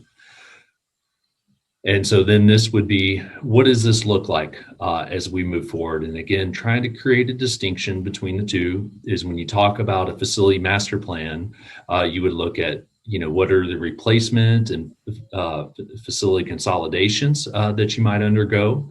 What are district-wide goals that you might want to implement? For example, no portables within the district. Are there specific departmental needs? I heard a couple champions for fine arts out there, so we'll see, kind of what influences those come in. And then ultimately capital improvement projects, which are those that will help maintain the ongoing facilities and operation of the facility. So that's as simple as HVAC replacement, floor improvements, roof replacements, those type of elements. So you'll see that's item 1 through 4. And then again, as you look at bond planning, that's where you would layer in maybe technology or land portables and buses there at the end. So you'll see that, again, you'll have a total for a facilities master plan, and then bond referendums, 1, 2, or more, then would total up to support that facilities master plan within that. Any questions? If you have any questions, feel free to add them in the chat. Otherwise, we will move on to the next section. And this is where we're going to end up breaking everybody out into small groups. We'd like to get everybody talking again, going through here. So what you're going to have happen is we're going to be automatically split into small groups. There's nothing that everybody needs to do on their end. Each group is going to have 8 minutes to discuss, and what you're going to ask, what do you see as the most impactful component of the Waco ISD facilities? And then in your group, in that 8 minutes, you're going to have 7 minutes to discuss. You'll get a 1-minute warning to finalize. And coming out, we'd like in your group to select or assign a reporter that would summarize your thoughts and provide feedback to everybody. And we're going to give everybody about 1 minute to report out. So again, short and concise here. And then at the end of that 8 minutes, everybody will come back together and share. So with that, I'm going to let, I believe, Jessica or Josh split us out. So I'll just start, and really this is an opportunity for y'all to talk about what you see as being the most impactful component of Waco ISD facilities.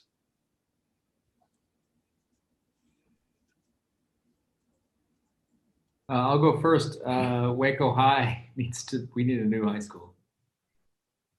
I think it's sort of a flagship. It's centrally located, and yeah, it's just a really important project. Hi, this is Chris Collins. I would just say that all of the schools need to have really great technology available to the students, so that we're making sure that they're prepared for life after K through 12. Second that. I'd like to see a lot of for our teachers, a lot of the facilities for our teachers. I think if it specifically talking about Waco High, because that's what my experience has been, but I think if your teachers feel important and nurtured through some of the things that the facilities offer, that they'll feel better about, you'll teach better. Everybody will feel better. So I'd like to see that we support our teachers too with our facility. Yeah, piggybacking off of Jackie there, in terms of the teachers, I think Hillcrest, the last time I visited, didn't have a teacher's bathroom. The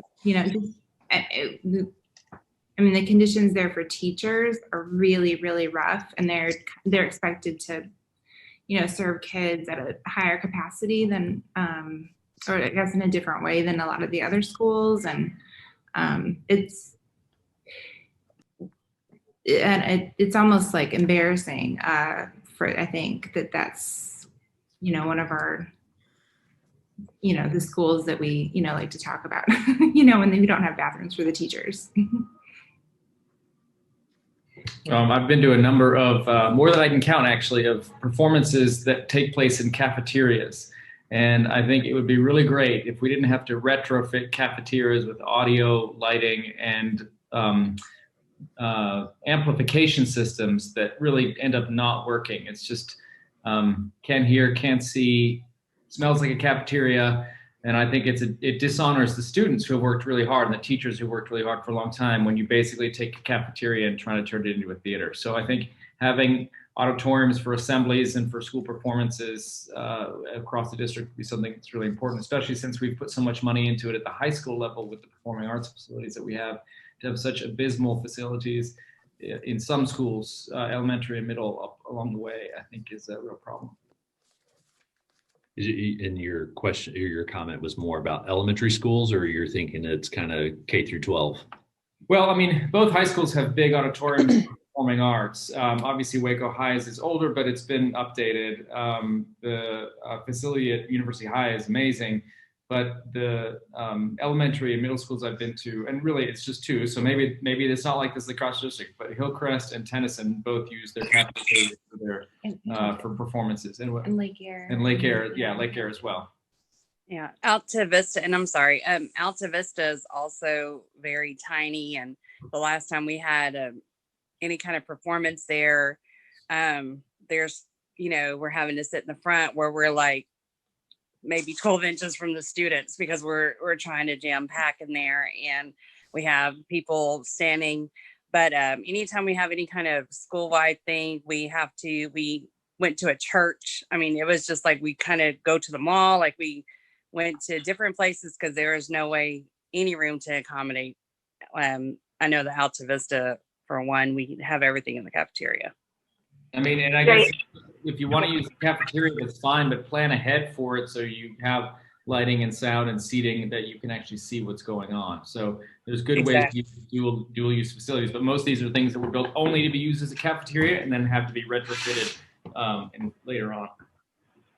We have the same issue over at J. Chon's. Anytime we've had a program, everybody's trying to fit in that cafeteria, and it's just, especially now with everything going on with COVID, it's just pretty much impossible to have any programs or anything. So an auditorium for the elementary schools would be really excellent. The schools do need to be welcoming for the students so that they're student friendly, and also probably an overall strategic review of where the schools are and are they meeting the needs of the community, and kind of look at the whole process of facilities. Could you explain what your second statement meant? Well, I think, I don't know if the decision has been made, and I haven't been in any discussions. Are all the schools where they need to be? Are you going to try to retrofit some of those? We're going to look at the better ones on infrastructure, or do you have to knock a school down and start over? And if so, where would it be? I mean, just kind of some global strategic reviews. And I'm sure they've already done that. It's probably just a matter, the staff, I'm sure, has already done that. But just, kind of looking at what the overall plan is. Yeah, I was thinking along the same lines as Dr. McCowan about what does that look, has there been an analysis of the population of the district, and where is the growth occurring, or where is it shrinking, so that as we're thinking about facilities, not just from what's the need of within the actual structure, but is there going to be a conversation about location of facilities for the future as well? I'll sidebar real quick if no decisions have been made, there are ideas being discussed in preparation for the meetings, but we're really looking for these groups to provide feedback on what is the right answer and how to move forward. I'd be interested in y'all's thoughts as you talk about this. What do you feel like Waco ISD, the voting population, I'll say, propensity is for change, and when you talk about replacement facilities and those kind of things?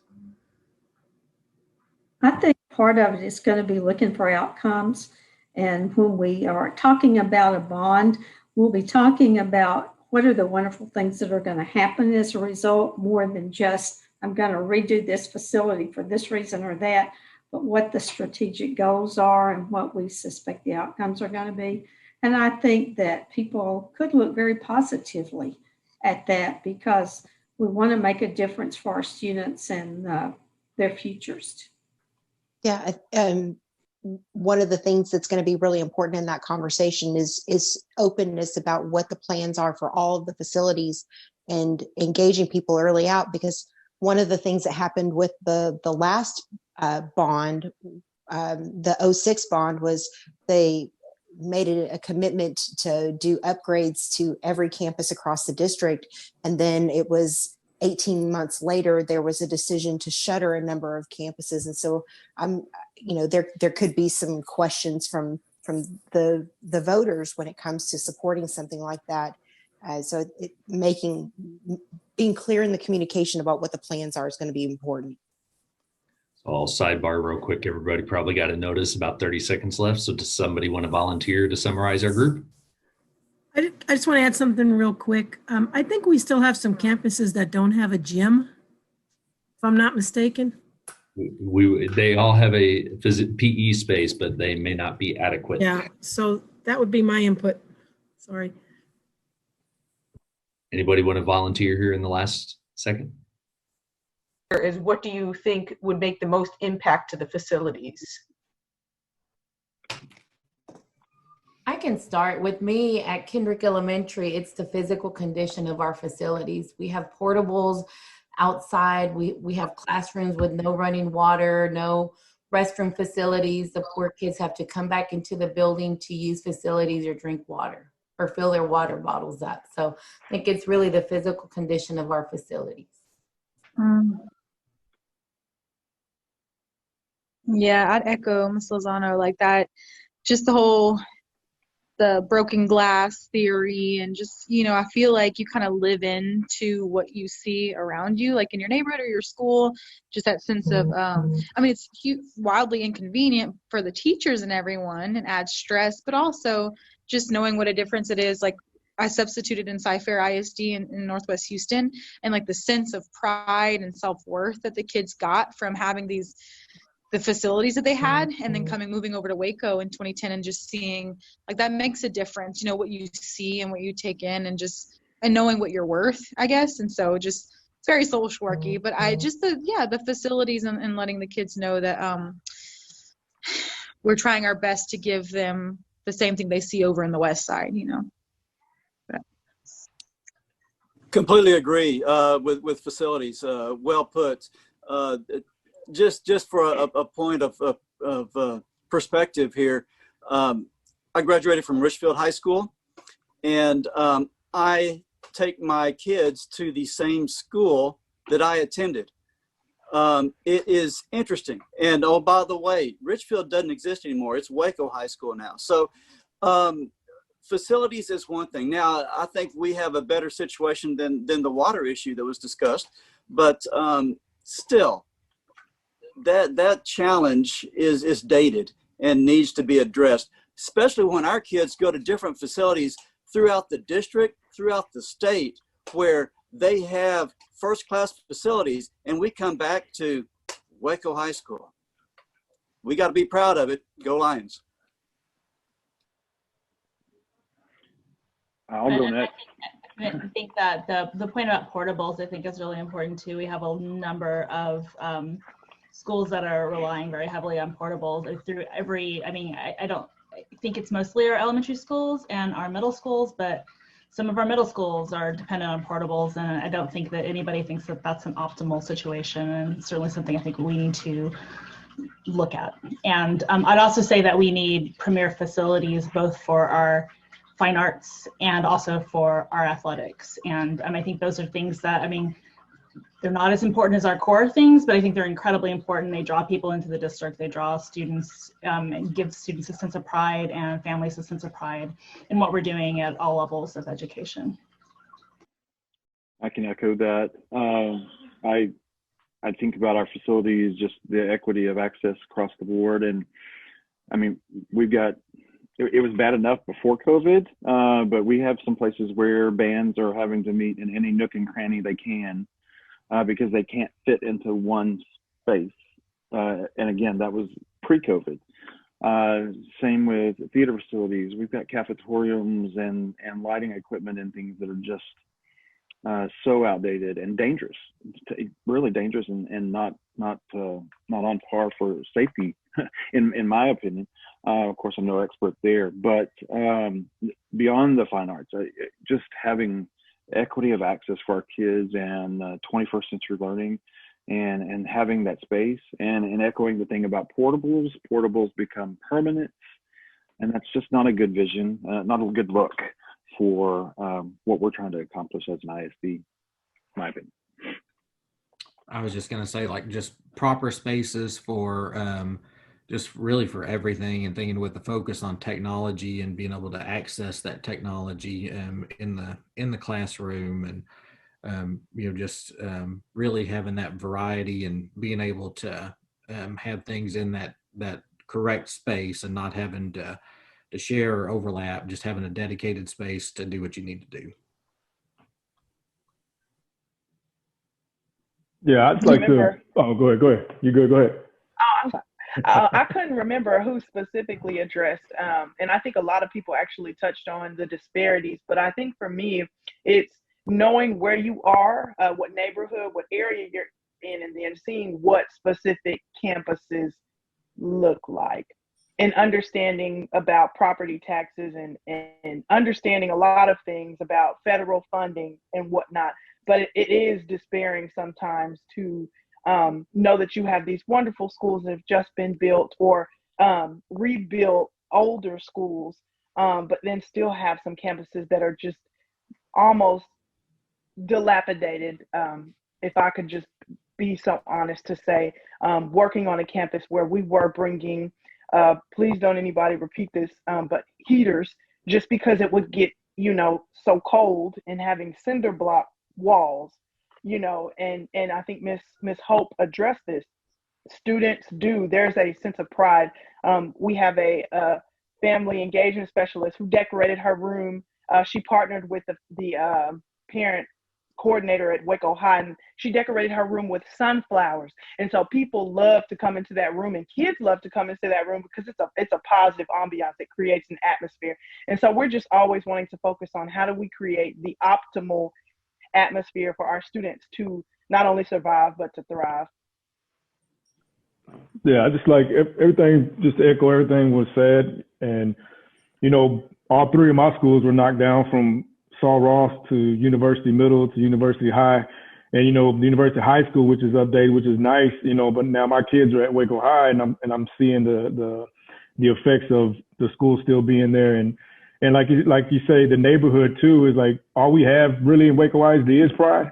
And so when we go to our schools and we see, our brothers went there, our sisters went there, our parents went there, and it's like to kind of give worth back to the community is man, just how it looks and the way the facilities are. And, a lot of us growing up here, all we had was athletics.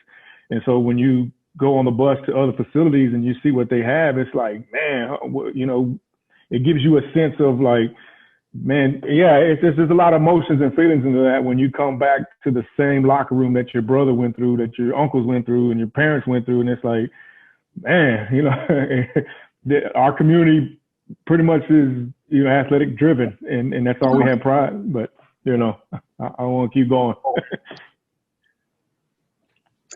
I just want to say real quick, just prioritizing like keeping neighborhood schools, but improving them. Like, I wouldn't say like, because we hit on about like tearing down schools. So if we could, like in a hierarchy of needs, improve the facility. Like if we have, I remember being a student and like, it wasn't that portable buildings, it was the condition of portable buildings. Like portable buildings were allowed to dilapidate. Like portable buildings weren't maintained. And I never had a negative sense of portable buildings if we were warm, if they were clean, there weren't rats in it. You know what I'm saying? So like if we can keep the schools and like improve the school, like keep the locations and keep the neighborhood location, but like make them better. I know we don't have infinite resources, but like I want to make sure that we talk about keeping neighborhood schools, but then making them the best that we can where they're at. But I agree. I think the neighborhoods, to me, the most impactful component of school facilities is the impact that the neighborhoods feel when they have a sense of pride, because the school is such an anchor to the neighborhood. And I just think that's critical.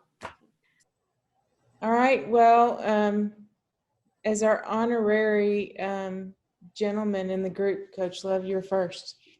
You want to kick off the conversation? Well, you already know what I'm going to say. I think one of the main reasons that as far as the number of kids in our district has kind of slowed down in the last few years. I think we might have gone up a little bit last year. I think a lot of it has to do with facilities, and just from talking to people in the community and just being around for so long as a coach and as well as a principal. Those are the answers that I get when I ask people that former students who have chosen to send their kids to surrounding school districts. that's one of the most popular answers that I get, is that facilities has a whole lot to do with it. So there's definitely a huge need, and we all know that our facilities are old, but also we got to understand that the parents and the community knows it as well, and that's why they are reaching out to seeking other school districts.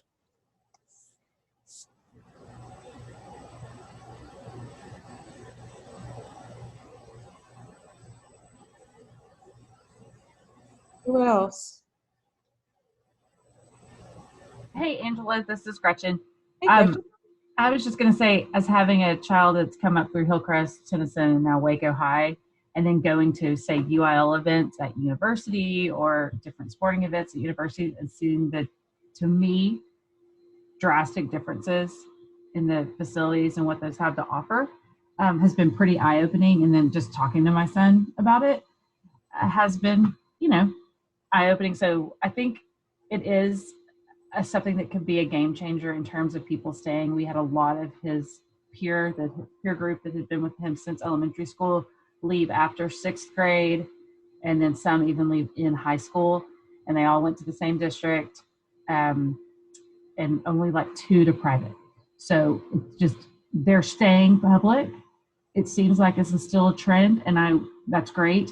I would just like them to stay public with us. And so if we could offer those same facilities, and some, yes, were things, you know, that were obviously the academic technology type things. Also, you know, how the rooms were set up for that.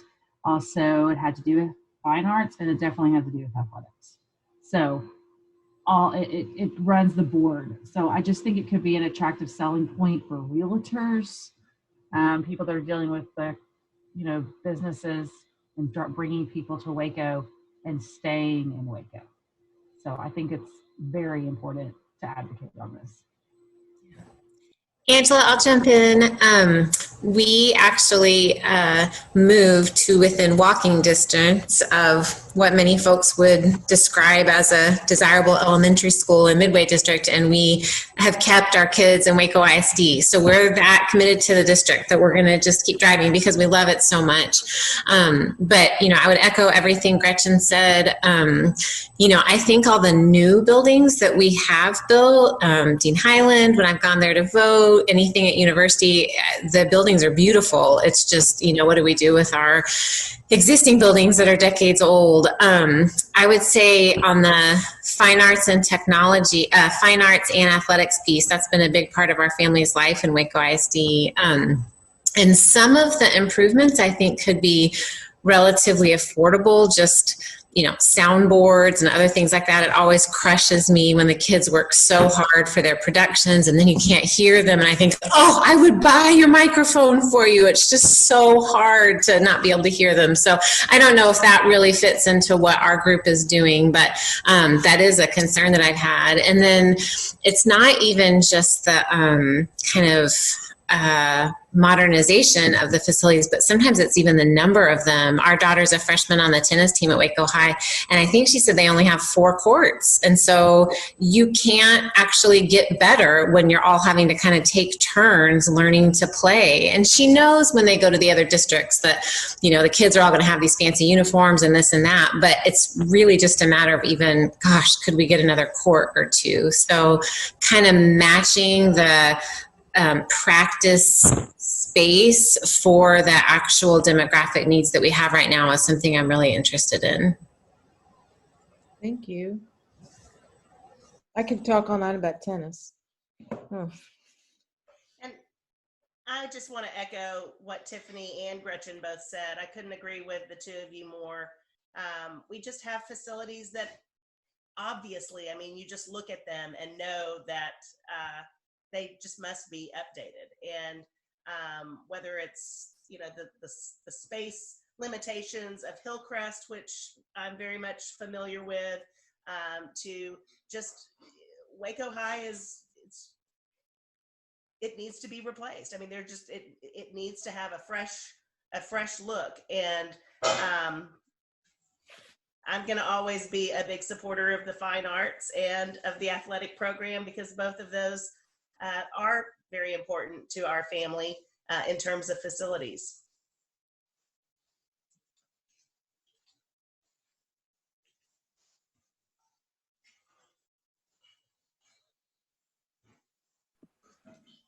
like to add that I think space at the elementary level, at least spaces, continues to be a problem for many of our campuses. I feel like I've had to turn away supports and other services because there's just no room for us to house them on our campus.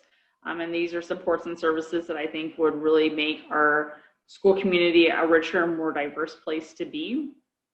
And then with the space, I'd love to see us be able to expand our pre-K3 program to more campuses. Alta Vista's we've seen just amazing gains from our students. Our pre-K3 is moving up to pre-K4 in just 1 or 2 years' time. And that's an amazing program that I think needs to be at every campus, but so many of our elementary campuses don't have that space.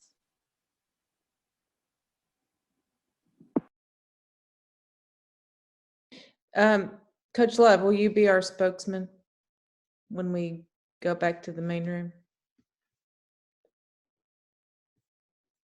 You must be muted. Okay, this is Gretchen again. The last thing I want to say is I believe someone else mentioned it about disabilities and having a lot of that in mind with teaching our disabled students with the highest possible quality and accessibility there's available.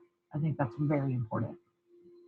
That were given there were, you might think technology improvements and support is one of the most important things we need to talk about. Somebody might think it's restructuring our classroom organizations or hallways or, grade level alignment in a building. So we want to think facilities, but we want to think about how they support the learning and the academic achievement, and just kind of share your thoughts on that. I'm happy to start, or I'll happy to listen.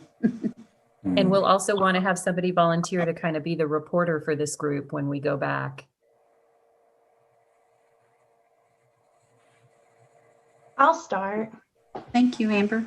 So in Kendrick, I know when Meadowbrook shut down and we moved a lot of those students moved over to Kendrick, the school was never expanded. So they're still working out of barrack type buildings. And it's just too small for the amount. I don't have the enrollment data, but it's just too small for the amount of students that are attending there. And then I think COVID has shown us that technology has to be some part of the focus, since this may not be the last time that we see this type of pandemic.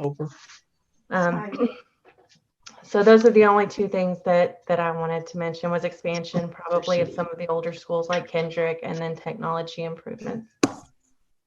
Yeah, thank you. Kendrick does have a large number of portables, and so I guess I didn't, being new here, didn't realize that probably happened as a result of closing. Did you call it Meadowbrook, which is now facilities department? Yes, ma'am. And there are portables all around the district, but a couple of our schools are supported too heavily by portables. And I'm thinking Tennyson, Kevin might think of some more, or Alex, but Kendrick was definitely one of those. Yes, there's Kendrick, Tennyson. Parkdale is supported by quite a number of portables as well. Yes. Yes, and I should have said that looking right at you, Lena. Parkdale has too many portables. And they're not big enough either. So yes. I'm going to go along with Ms. Nava and say, I think one of the things that would make the most impact is the size of our classrooms. When you think of new buildings, being on an older campus, you'll notice that there's a big difference in the size of the classrooms. The older schools have big, huge classrooms with lots of closet space. And then the new buildings, the new rooms won't, it's a different space, but it's not as much storage. And it seems like the rooms are smaller. So my concern is we're continuously growing, and, we've got to have spaces available to meet those needs of, because some of our classes, they're just getting bigger and bigger, and we've got to accommodate our students and to make it functional when they're in that classroom, that they have the storage they need, the technology adapters and everything, ceiling mounts, things like that Not all campuses have the ceiling mounts for the cameras and things like that. And we've been so fortunate this year to go 1-to-1. I mean, that is huge for our district. So just thinking of ways that we can continuously improve the 1-to-1 for our students, that's going to be impactful going into the future. Right. So what I think I heard was some standardization of classroom sizes in particular, but I might tack on to that,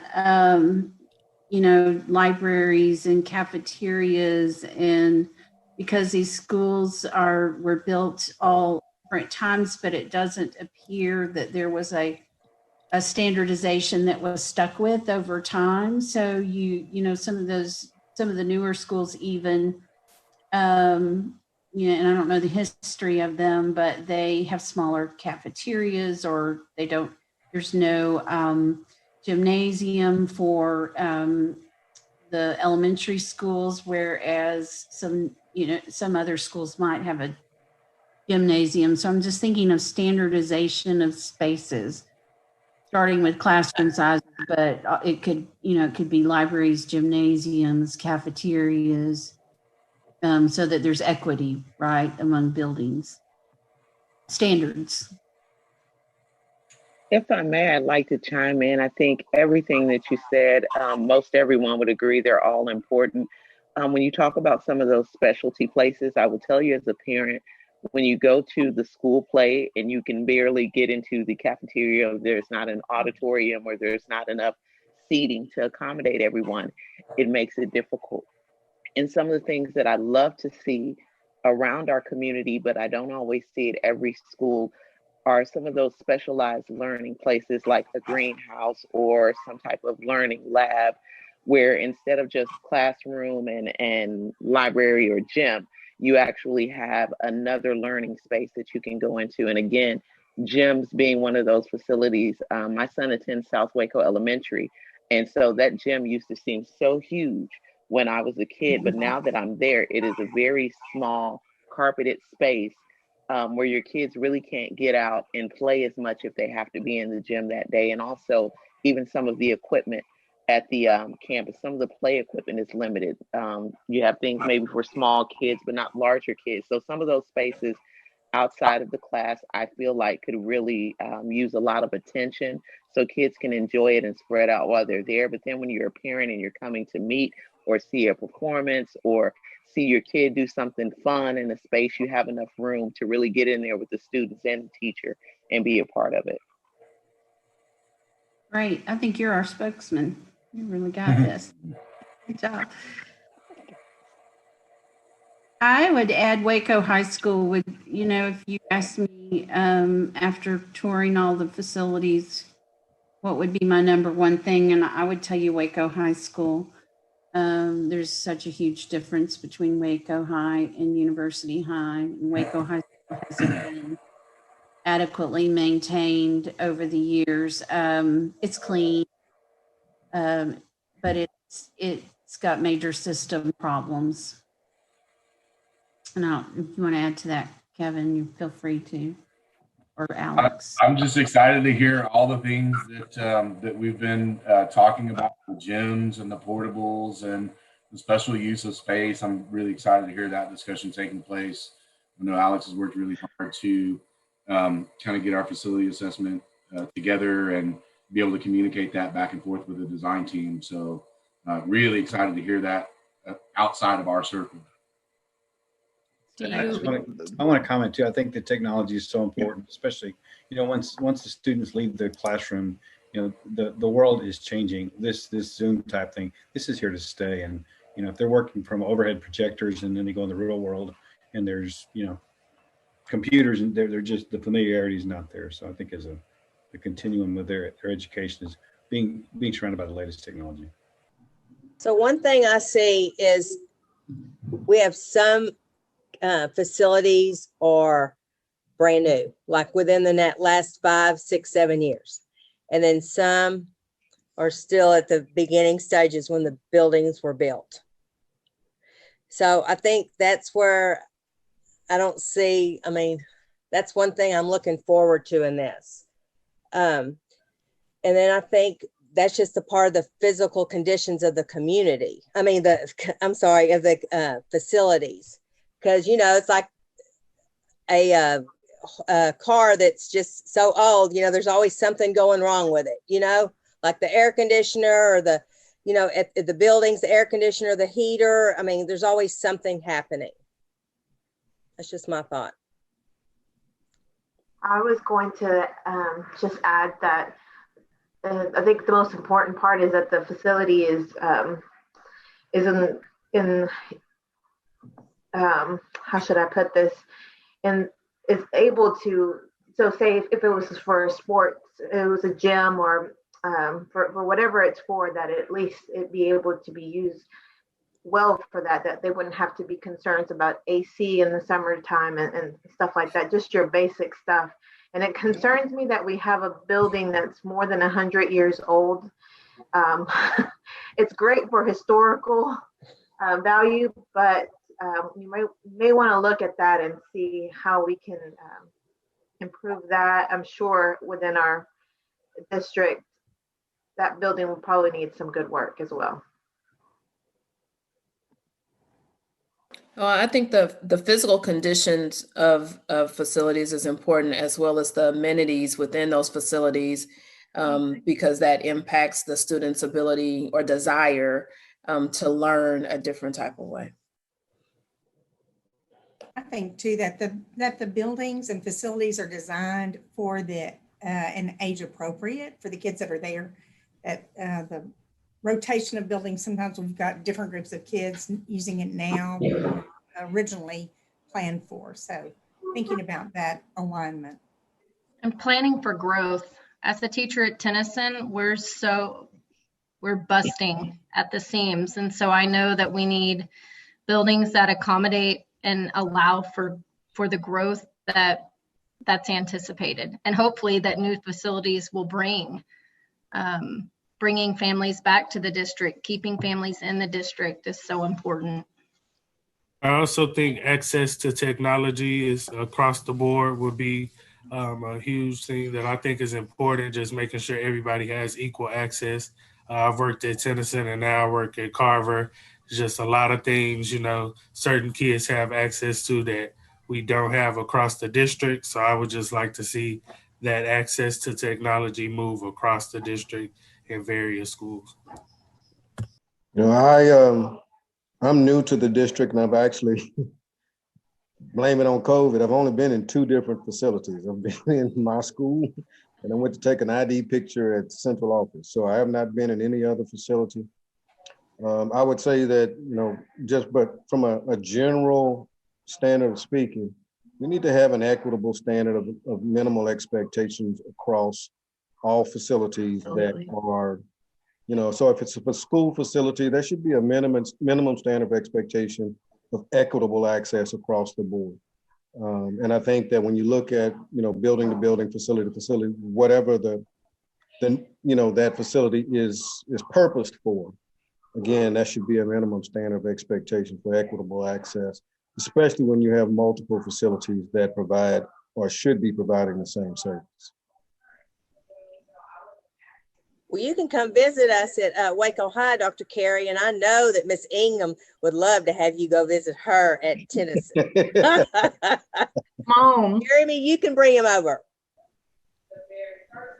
I have 2 concerns. One is the security issue, because your more modern facilities have taken into consideration the soft targets that schools have become.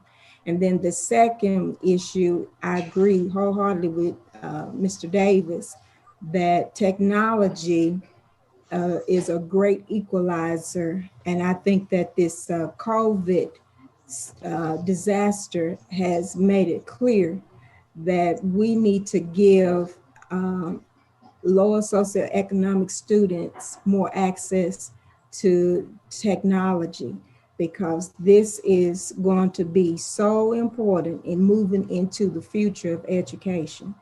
And whatever it takes to get it to them, I think while we have a chance to make a decision, let's do it now. And teaching them how to use it is very important.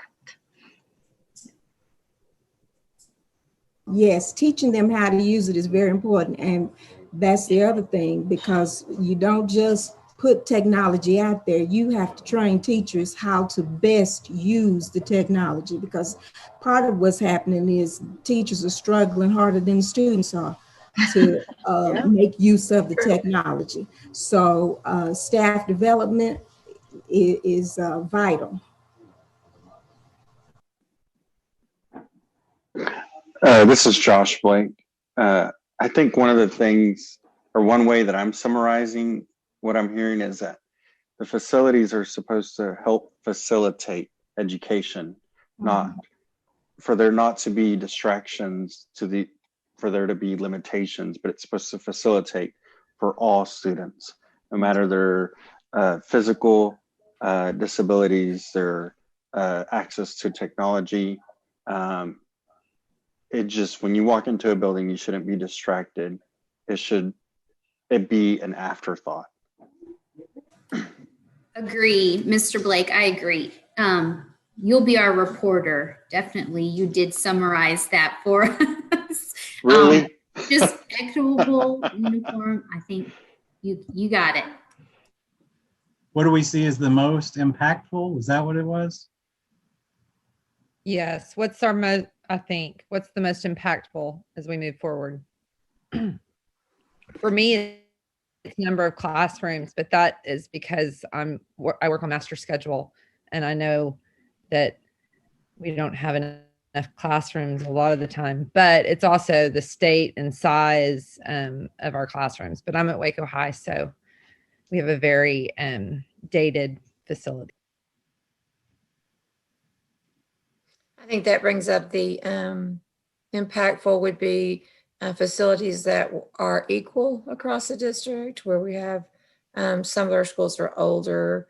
That doesn't even necessarily make them, a bad facility, but looking at the facilities in terms of space and size of classrooms, so that our students can get a equal opportunity to attend classes in a facility that's pleasing to be in. Seems like the functionality would play a role too. I mean, we've got, classrooms of some of these older buildings are probably lots of chalkboards and things like that are really not that important anymore.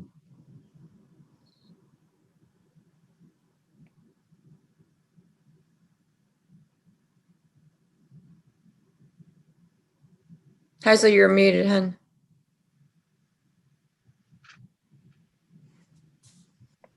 I think we also need to think about facilities that will accommodate the community and parents, so that they can better collaborate and be in contact with school personnel and teachers and students, so that it's just not a total inopportunity for parents and the community to be involved in schools, if we want them in our schools.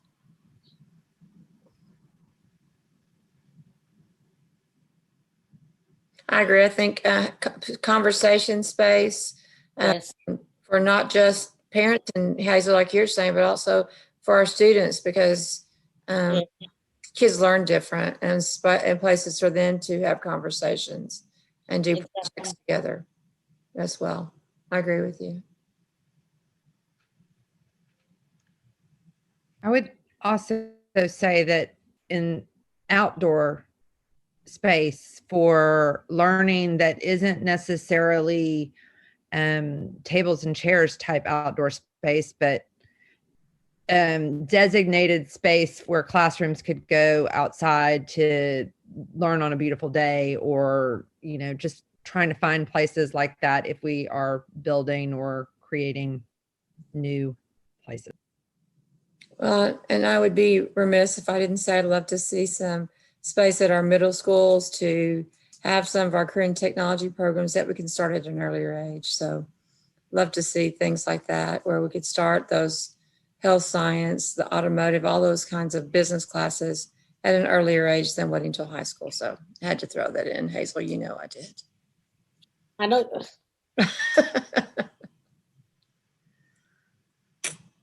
I also have to throw in technology. I mean, we are going to have to realize that the infrastructure has to be there to support not the future. We just can't do something that is for 5 years from now, and then we find out 20 years down the road that we should have done something different to accommodate kids in all kinds of technical arrangements, because we have learned that school won't always be in the classroom. Mhm. Very true. Maybe lots of infrared light and Clorox dispensers, mask things. Hopefully not. Socially distanced desks. Yes, yeah, you know, hey, that comes into space, I guess. Mhm. You know, I did hear somebody say that in the future, the brick and mortar buildings are going to probably be fewer and fewer because there are going to be so many other kinds of spaces for kids to learn and ways for education to happen that, you know, a lot of districts are talking about what that future might look like. I think that does speak to flexible space. Exactly. I agree.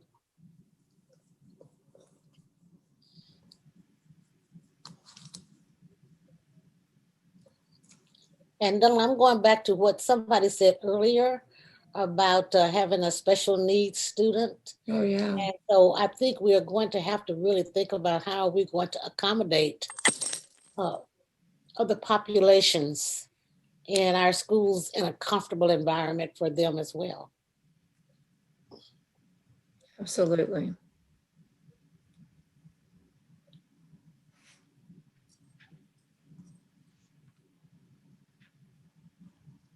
And we have to keep in mind that the schools, as we're designing them, are not going to necessarily look like the schools that we grew up in. I mean, kids don't learn the same. And so I went through this process when we built the University High School. Sorry, my dog just did. Yeah. And so, you know, it's going to look different even between what we built at university and what we might form with other schools. Things change, and we have to look at the differences in the way kids learn.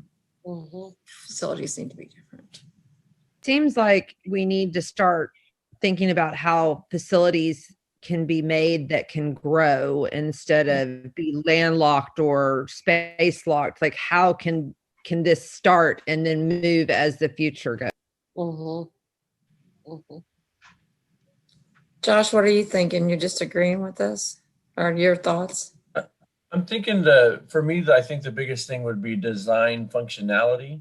So to kind of think through what are the intentions. I know we mentioned like how it feels welcoming to community and families. How do students learn best?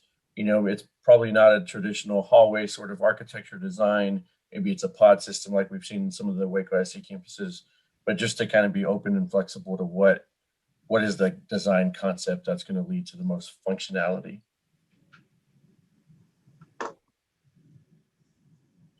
Looks like our time is wrapping up. Do we have a speaker for our group? Where's Donna? No, I think Hazel could talk. I think Felicia, you went all the way through Waco schools and you have I didn't take one note. You're No. I took notes. I I'm don't just mind. running my mouth. I think I saw LaQuan taking notes too, not to put you on the spot. Mr. Hughes taking notes, so I think he'd be a good spokesperson. Yes, he took notes. He took notes. Mr. If you're Hughes muted, took notes. I'll do it. I'll do it. All right. Yeah, he took notes. Thank you. I've worked at both, three campuses, Lake Air, Carmen, and Waco High. And all three are older buildings. I know to accommodate some of our students with special needs as far as classroom sizes. That's especially with COVID now.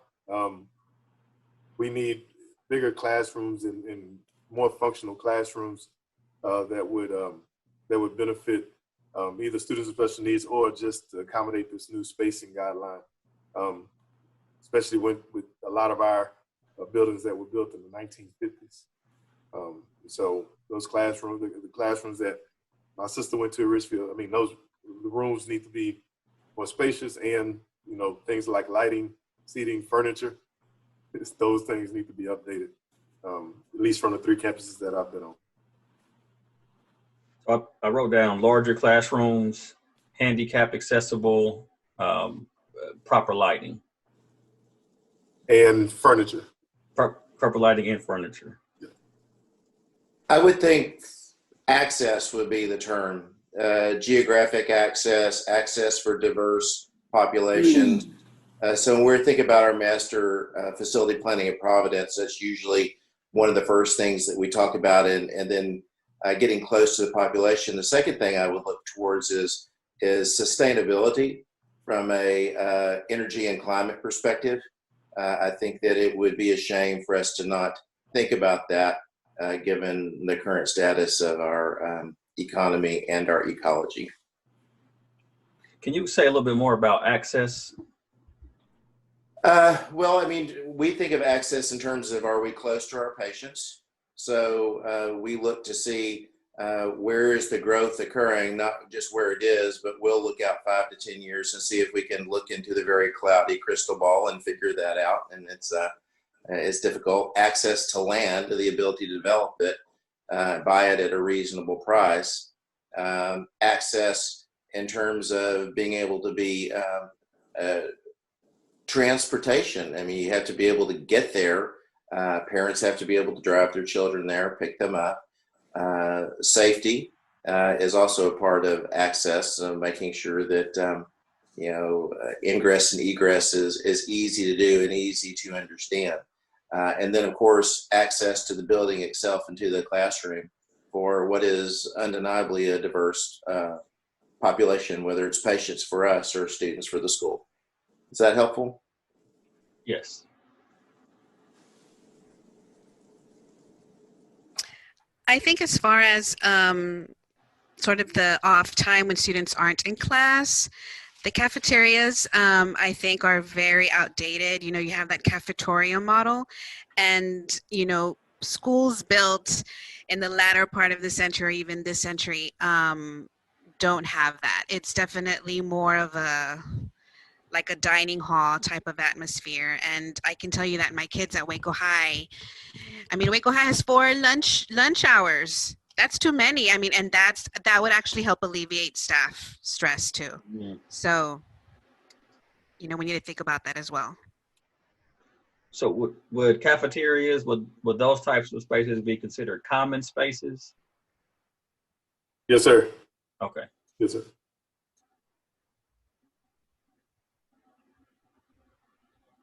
One thing that I would like to add, and I'm not sure how it fits or what you call it, but I'm thinking about location in terms of cultural location. That is that, schools remaining in neighborhoods, because I think that schools are anchors in neighborhoods. And so I'm thinking of geography, location, because we have so many old schools. I'm anticipating that we might be rebuilding schools, tearing down schools, however we go about being able to do that. And I think that we need to think very carefully about where schools will be located, because some of the things that we might want to do, we might not have the geography to do in locations that already exist. And so if we do have to consider new sites, we should be very careful in thinking about the cultural impact of doing so. I like that. Richard, would that also be connected to access? Yes, sir. I believe it would. Now, I do have a tendency to think in broad strokes of the brush. I'll warn you that, but that's kind of the way I look at it, or part of it at least. So one thing I would like to add about the cafeteria, I'm sorry, I forgot to mention that I'm a sign language interpreter and I've been with the district for 8 years. One of the things is, especially in the middle and high schools, the interpreters aren't with the students during lunchtime. That's kind of a time for them to kind of branch out on their own. And a lot of times there's things that are announced during those times and the students miss that. They do not have access to that. So, some kind of even screen or something that, you know, if somebody has a announcement that they could type it in and then it would be visible. And I mean, honestly, that would give all of the students more access. Right.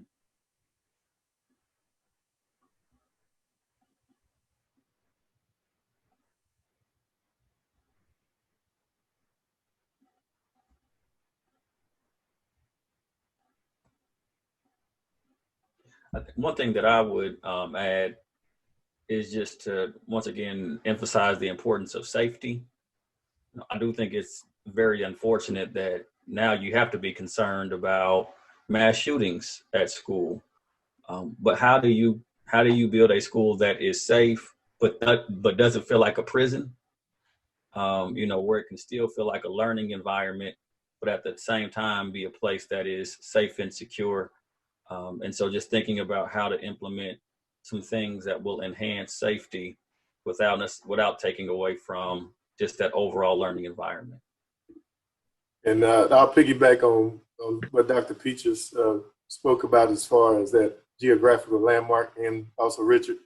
You know, with schools being in communities and within the city, it's a little bit more difficult to control that. At least I know being at Waco High, we're 2 blocks away from housing or houses, and anybody can come walk around our school just to exercise. And you know, the gates that are on the street are not going to keep those individuals out off the sidewalk. So, as you mentioned, Mr. Jones, that point of safety and security, without making it appeal as a prison, but also making sure that our staff and students are safe, that's a major point of importance, especially if we continue to keep our schools in the city, like within the actual surrounded by houses, because there's a lot of things you got to take into account of not knowing what people are doing in their house. So when we go back to a large group, Marlon, will you share out for our group? I will. Let me try to recap real quick. So I think access was a very important piece that deals with location, geography, and then also space, larger spaces, cafeteria for the common areas, classrooms. Also, what am I missing? Transportation, sustainability, climate. I think you should add parking. Parking. What happened? Did you do that? Is everybody dizzy from the ride? Okay, we need about 30 more seconds. Okay. But, Yeah. okay. How you doing, Pat? Super short. Well, this is our first meeting. We're going to get adept at this. And so we're going to try not to give everybody whiplash or get you dizzy from the ride. Okay, I'll pay more attention to the clock next time. It's a learning curve for everybody here. So this is the first meeting. We're trying to test everything out. It's for some good laughs. Did anybody else get to talk in your group, Carrie? Or What's that? Did anybody else in your group get to talk, or is it just you? I kind of dominated the conversation. I didn't realize I talked for about 6.5 minutes. Angela, he was a little late. All right. And so we ended up having 7 breakout groups. And you may or may not have noticed when you were about to go into your breakout group, it said you were in room 1, 2, 3, etc. This isn't a pop quiz. You might not have memorized your number, but we did make sure we had a board member assigned to each room. And so I'm going to call on group 1 first, which I believe had Angela Teckel in it. Am I correct? Ms. Cordwig. Yes, you're right. Oh, Ms. Cordwig. I would have Ms. Cordwig. Okay, there we go. So Jared, you might have to facilitate this. So group 1, if you could report back. Do you want me to report back? Well, I think that Jared was, he was voluntelling me to. Maybe. He definitely did volunteer you. And the things that we discussed in our group included the need for technology across our campuses, the need for adequate PE space, and that maybe some campuses don't have gyms, or if they do, it's really not up to par. And we also talked about how many of our campuses, not the high schools, but middle and elementary schools, have cafeterias designed to be cafeterias that are used as theaters and assembly spaces, and create a really awful experience for anybody who's trying to watch a play or a musical or a performance in that space. And so making sure that if we do value performing arts, that we have that starting at kindergarten and moving up to the system, not just in high school. Waco High. Oh, and also the need for a new Waco High. That's sort of kind of a flagship of the system and of the district, and to have a facility as dated and as sort of patched together as it is, it needs to be addressed immediately. It's central, and it needs to be impressive and and it needs to be able to serve the community for generations to come. Like university does. Exactly. It's beautiful now. Great. You want to move on to group? I just knew group 1 because I was there. Oh, I thought you had a master list. I was the board member in group 2, and I think that Hope was kind of delegated as the spokesperson if she wants to take it. If she doesn't, I think I can remember most of what we talked about. Yeah, I'll go ahead. I think so. We mentioned some of the same things, but we're also considering like knowing that our resources aren't unlimited, and so ideally moving away from the portable buildings, but then also recognizing if we're going to have portable buildings, making sure that they're maintained well, and that because I can for some reason tap in really well into like my high school years in my head, and I remember not having a problem with portable buildings, but sense of identity and understanding they were worn down, AC heaters weren't working, rats, those kind of things. So maintaining the buildings, and then understanding like the broken glass theory of, it gives our students a sense of self-worth and improves performance and everything whenever they know that we value them enough to invest in those things. But another thing we talked about was not tearing down schools and closing schools, but keeping neighborhood schools in neighborhoods and the ones that they're in right now, and just improving the facilities that we do have. And we hit on like Waco High and stuff like that, and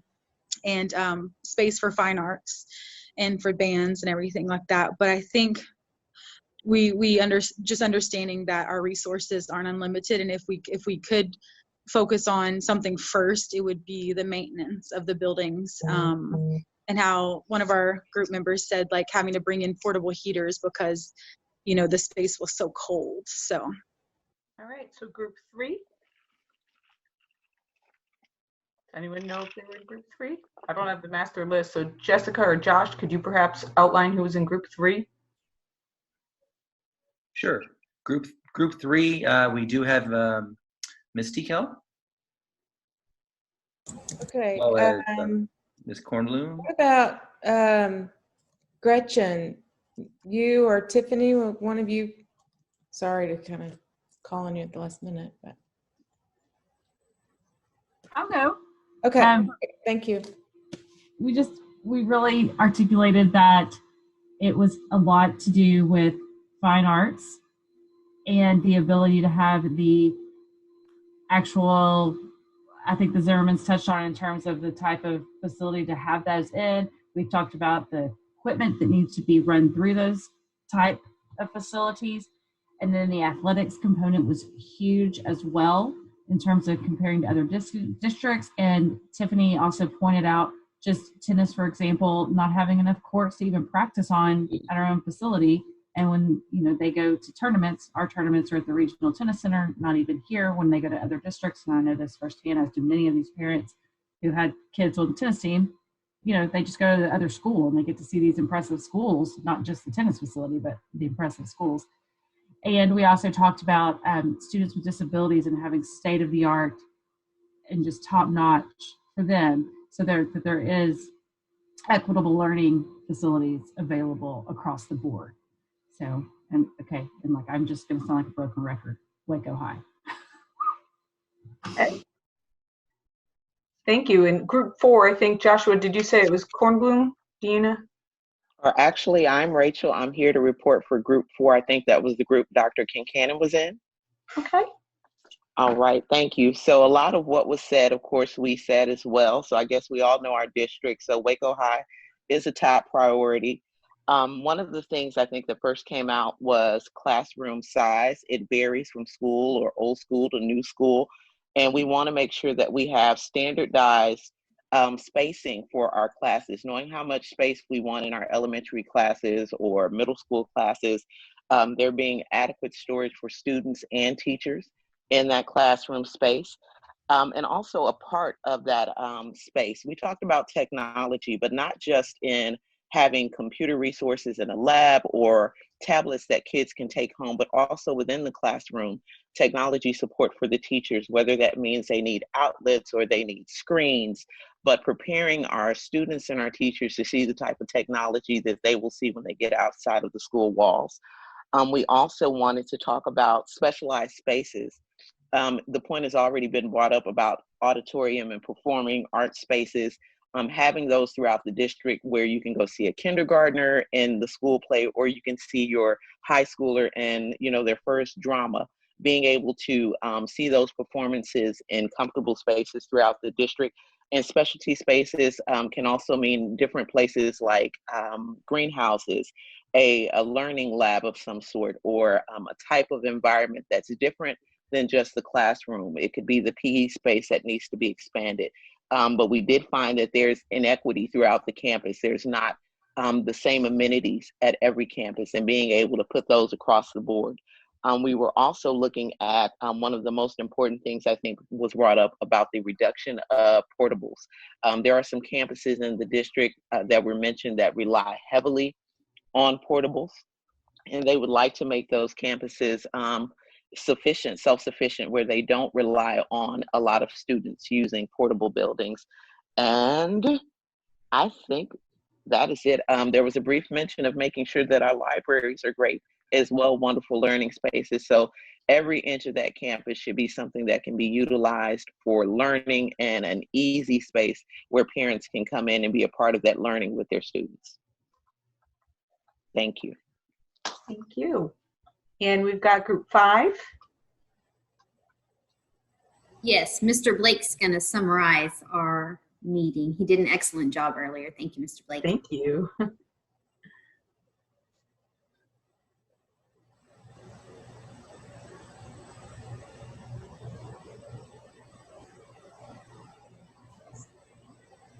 Where'd Mr. Blake go? Sorry, I was muted. Sorry about that.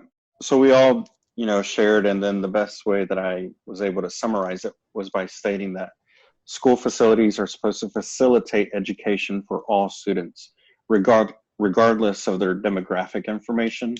A facility should never be a distraction. And that was it.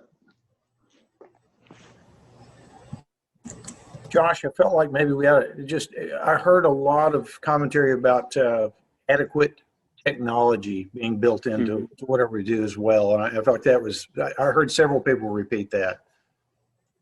I want to make sure that gets mentioned. Just a standard of technology across the board is what we talked about. Yeah, just all WISD facilities. That's said better. Now, I don't know exactly where, there may be some places that we feel like we really have good technology. But we can talk about that later. The one thing I did want to mention that before I got cut off because my own inability to master the technology, we've got an awful lot of old elementary schools around there. Alta Vista, Kendrick, Hillcrest, Mountain View are the four that always come up in my mind that are really, really old buildings that I think we need to take a serious look at. With that, I'll be quiet and yield to Group 6 unless somebody else from 5 has something they'd like to add. Thank you. All right, so Group 6.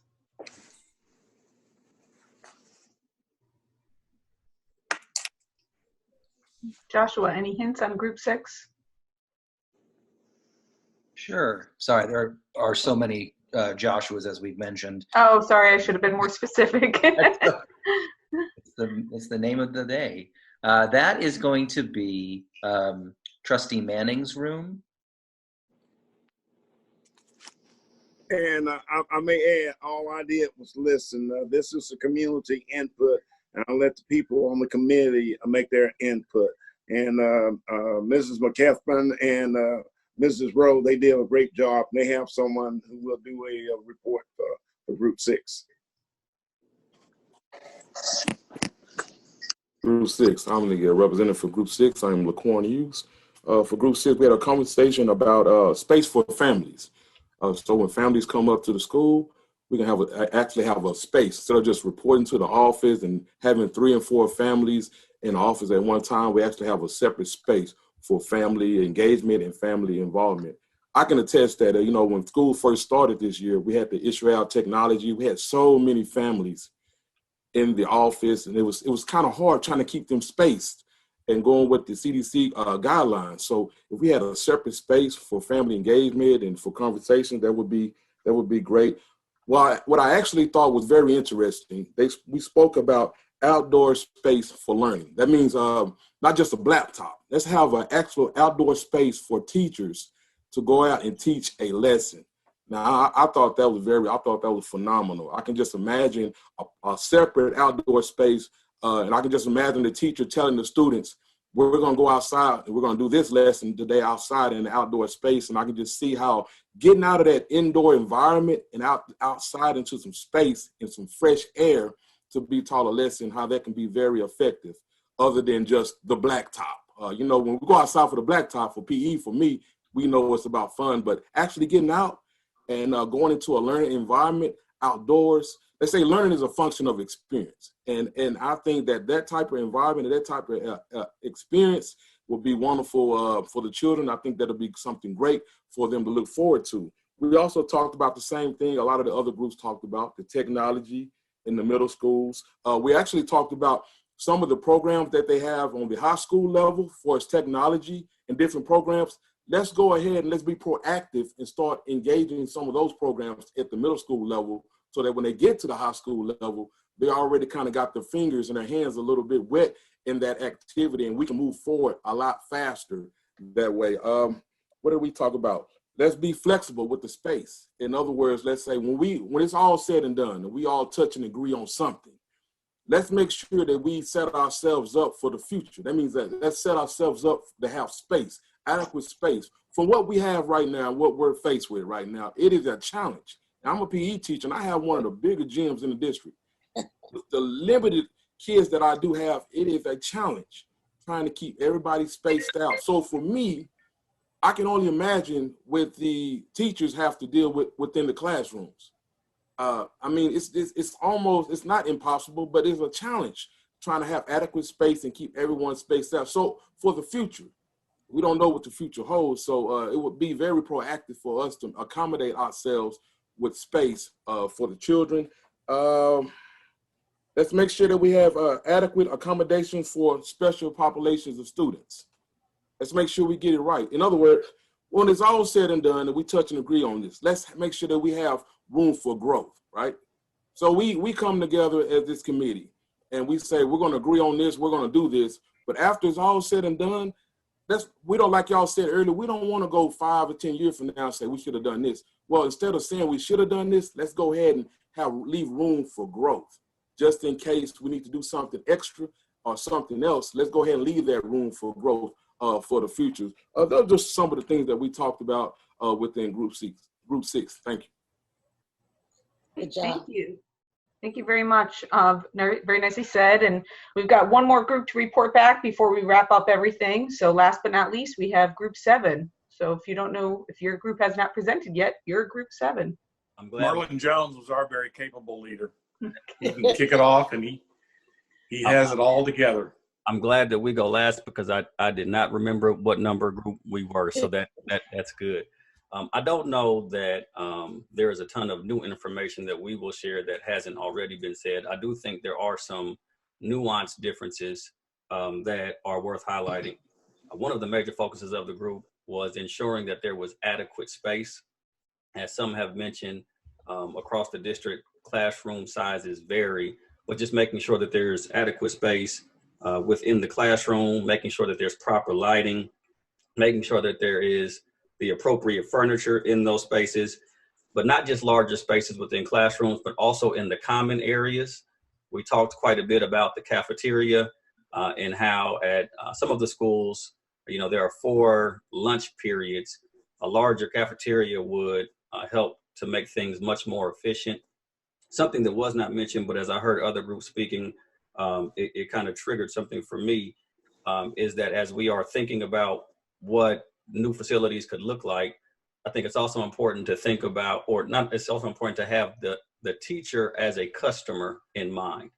I do think that we are, building schools for students, but those students have to be taught. And if you want to have great schools, I think you have to have great teachers. And so maybe just thinking about what can a facility look like that would attract a good teacher could be helpful. Access is extremely important, and having data-driven planning in terms of where you locate a school, where are the areas of growth within the city. And when you are planning and thinking about where you place a school, also realizing that many of the institutions that currently exist are anchor institutions in communities. And if you do build a new school and you choose to put it in another location, that might create some inequities in certain communities. So being mindful of that. Thinking about technology, we had a member of our group who does sign language, and they shared that, during lunchtime, there's no one there to sign for students. So maybe having monitors in the cafeteria where those who are hearing impaired are able to see announcements and different things that are taking place as well. Making sure that buildings are handicap accessible. And I do think one of the things that we talked about that might not have been mentioned yet is a focus on safety. The reality is that, sometimes schools can become dangerous places. We've seen some pretty tragic things happen at schools. And so how do you build a school that is safe, but doesn't feel like a prison, still feels like a learning environment? Being mindful of the location where schools are, that sometimes a fence is not enough protection. And so in what ways can you build a school that is safe, that also promotes a learning environment? I think that about covers what we talked about in our group. Excellent summary. Excellent. Great. Thank you all so much. And I'm going to turn it back over to Dr. Kincannon and Mrs. Tickle to sort of wrap us up and tell us what's coming next. Great. I think we're out of time this evening, but I did want to point out that our board president was answering questions from the chat box, and I would add one answer myself for the group regarding the question around enrollment projections. We do have updated projections that will be shared with the committee, and the board will be receiving that information on Thursday evening by the district's demographer. So if you want to watch the board meeting on Thursday evening, you'll get the full report, or check on the website for the board packet. And then I will pass it to our board president to wrap it up this evening. Okay, just a final thank you to everyone. Thank you for being a little, we went over tonight. We intend to be very respectful of your time going forward, but we did think it was important to give everybody an opportunity to introduce themselves. And I have to say, after listening to all of you, I'm so proud of this group and this community, and I'm very excited about the work we're going to do together. Please feel free to express any thoughts you have with us, questions you want us to address going forward. If you have questions for Dr. Kincannon or for any member of the board, our email addresses are available online, but of course you have her address from the emails that you've gotten about our meeting. So we want to encourage you all to communicate with us. Tell us what information you didn't get tonight, you expected to get, but just be patient. We've got a lot of work to do. And I think it was valuable for us all to hear each other's stories and share our collective experience with the district and community we love. So with that, I will adjourn the meeting and look forward to seeing all of you in a couple weeks. Good night. Stay safe. Good. Good night. Thanks, everyone. Enjoyed it very much. Thank you. Enjoyed it. Enjoyed it. Thank y'all. Thank you.